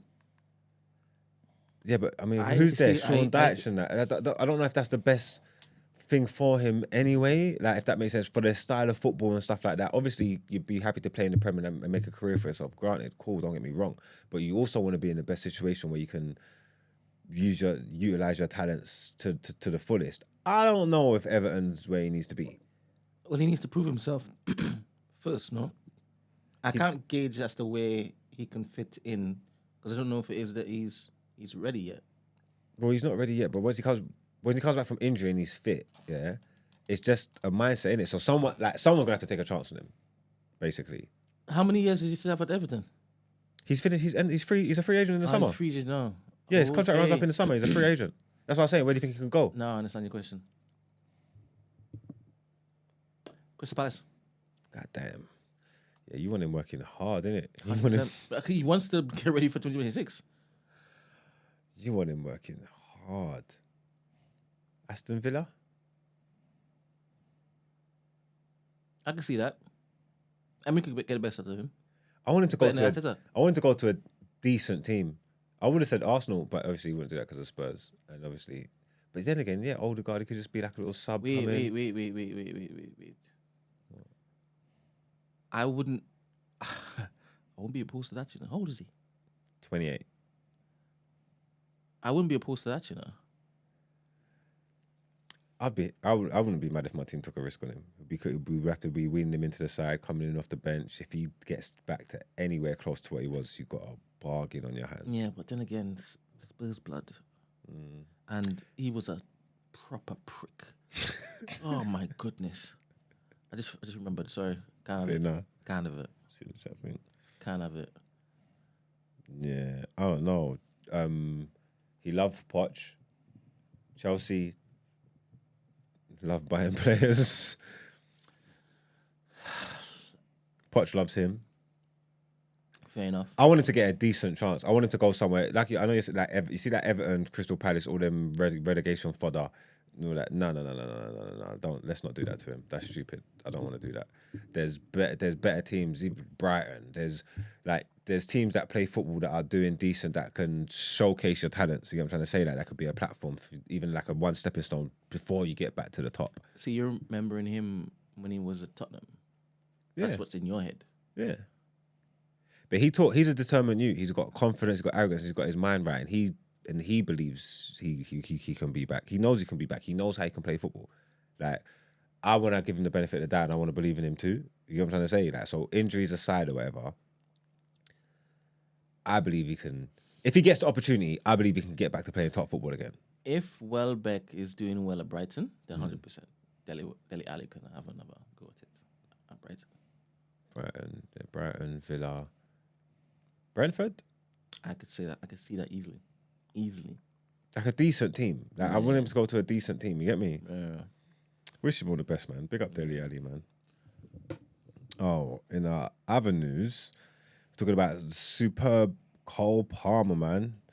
4 goals. You get me? The Chelsea midfielder Cole Palmer scored 4 goals, which included a hat-trick inside the first 29 minutes as the side thrashed Everton at Stamford Bridge in the Premier League. Palmer opened the scoring in the 13th minute by curling a beautiful striker to the bottom corner after nutmegging Everton defender Jared Branthwaite and playing a 1-2 with his teammate Nicholas Jackson. He doubled the lead 5 minutes later, heading in the rebound after Jackson's shot being saved by the Everton keeper. And the 20-year-old completing his hat-trick midway through the first half in style after he intercepted a poor pass, Pickford lobbing him on his weaker foot from 40 yards. Do you get what I'm trying to say? Jackson then inflicted more doom and gloom at Everton just before the break by volleying in the Mark Cucurella cutback before Palmer added his 4th for the penalty spot in the 63rd. Yeah, man, and Chelsea scored in the 6th and the 90th minute when substitute Alfie Gilchrist netted his first goal for the club from a tight angle. Cole Palmer, his joint top goal scorer with Eden Haaland. 20 goals. Did you see that forwarding? No, No chance, innit? but I expected Haaland to have more goals at this point. I don't even know where he gets all them goals from. I feel like I ain't seen him score. I feel like I ain't seen him score. And he's top. Like, he's sick. I can't tell you. I feel like I haven't seen Haaland score. I can't tell you the last time he scored. Yeah, he's top. And he's top. That means he's always scoring. Yeah. Like, he's sick. Yeah, it was the early part of the season, though. It was the early part of the season. But that's a great achievement for Great return, isn't it? Cole Palmer's cold, man. I think there's different sentiments going around online. Some people try to give a little pushback because they think we're over-gassing him and trying to put him on a level that he's not. But I'm a man of, I believe that I test and I know what I know. So sometimes I say things about people early. So he's not the top boy that I'm saying he is because he has to do it, if that makes sense. So you have to do it. You have to have the seasons to do it. But I'm saying that's where he's going to go. You get what I'm trying to say? Like, he's a top boy. You get me? He just needs to prove it now. You get me? But he's got all the ability in the world. The kid's cold, man. The kid's cold and he's got the right attitude behind it. Like, he's ice cold. He's dope. So, yeah, big up him. Long life United fan, so you never know, he might come home one day. And in our last sports headline, it's about Deontay Wilder. And he'll face Zhilei Zhang on the 1st of June after making a shock move to Matchroom. So the American heavyweight Deontay Wilder has signed with Matchroom Boxing and will face Zhilei Zhang as part of the 5 versus 5 card against Queensberry Promotions on the 1st of June in Saudi Arabia. Wilder's link-up with the promoter Eddie Hearn came as a surprise as Matchroom and Queensberry unveiled their fighters in the most spectacular fashion at a news conference in London. The 10 fighters wore white masks before being unveiled one by one. Well, I missed that. Did you see that? Yeah, no, I missed it. No. Heavyweight Daniel Dubois, the first to be revealed, will face Philip Hagovic in a world title final eliminator in Riyadh, and Liverpool featherweight Nick Ball will challenge WBA world champion Raymond Ford. A middleweight contest between unbeaten Londoner Hamza Shiraz and American Austin Amor Williams, and an all-British cruiserweight bout between Willie Hutchison and Craig Richards completes the lineup. And that is the end of our sports news. Let's get into Out Ere.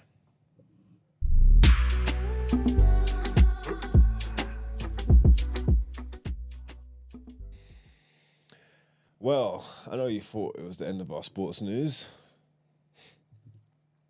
but it's not. I got a clip here. It's a couple of minutes long. It's pretty embarrassing, but I want to watch it, you know. I mean, Greek, you can let me know how you feel about this. Run the clip, Brent. Mm-hmm.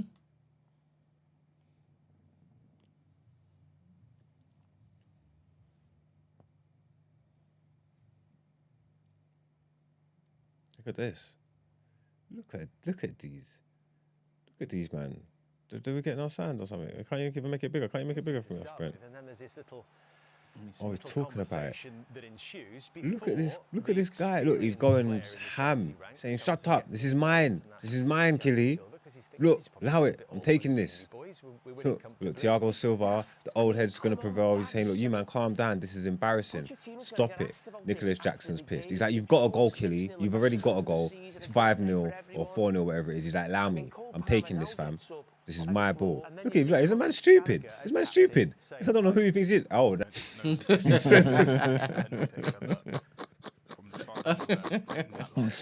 I can't believe after all that, Madueke didn't get that penalty. Yeah. Look confident as well. Just to go to the beginning and see how he was moving tough, you know, because look, he ripped out his hand, look. Stretch for it as well. You know. Stretch for it. This is childish. I said, what's wrong with you? And then he just badded him up down the road, man. I said, lie, man, idiot. Little conversation that ensues. Yeah, man. You know, Nicolas Jackson can't even speak English properly. So that guy will understand you. don't understand him. He was just wickeding him up. I said, what? Lie, man. Look, you're whispering in his ear. Look, you're an idiot. I'm taking this. Man, the way he's done that here, man. Because you caused this big scene, yeah, and then you didn't get the pen. J. Cole thing. That is childish. Look, he thought he made it. Palmer said, one second, what are you doing, son? Give me that ball. Oh, dish. Like, childish.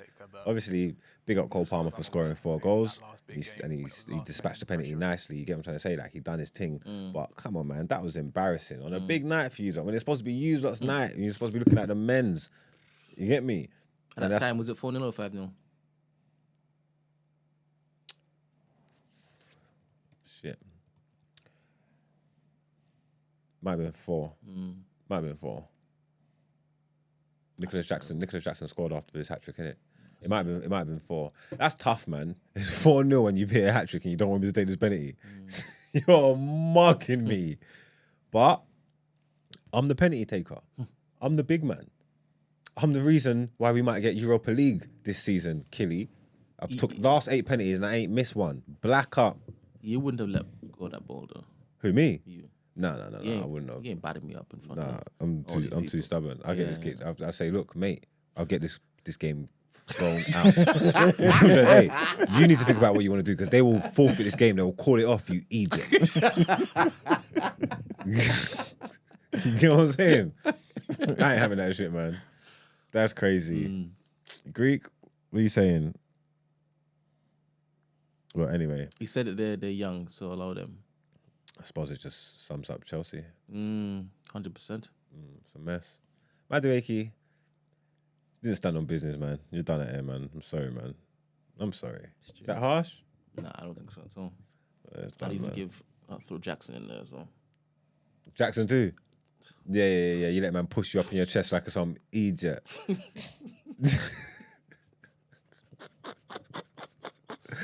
Alright, Nicolas Jackson, Madueke, he's not done it here, man. Let's get into our outro.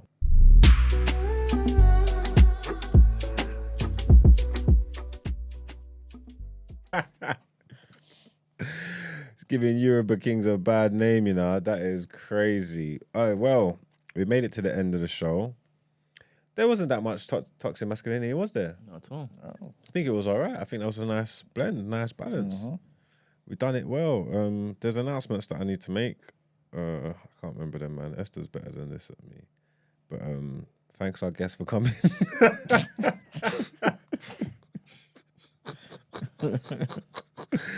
All of these stuff. There's a number there if you want to get involved in the show. Tomorrow you can do it from the jump of the show. Make sure you get involved. You know, we love the interactions. Thank you everybody for tuning in. Make sure you like the video on your way out if you haven't liked it. Helps us with the algorithms. There's an email there if you want to get involved in asking for a friend or sis, what would you do? Or if you just want to rap with Brent, you know, just hit him up. I can't remember the email. Brent, what's the email again? The day after at thenewblack.com. You heard it there first. That's the end of a great show, man. Peace out, man. Thanks for being with us. We'll be here tomorrow morning, same time, same place. Will our babes Esther be with us tomorrow? Yes. And order will be restored tomorrow. Make sure you pull up. Thursday, be there or be square. Be there or be square, baby. See you in the morning, man. Peace. Peace out. Ciao.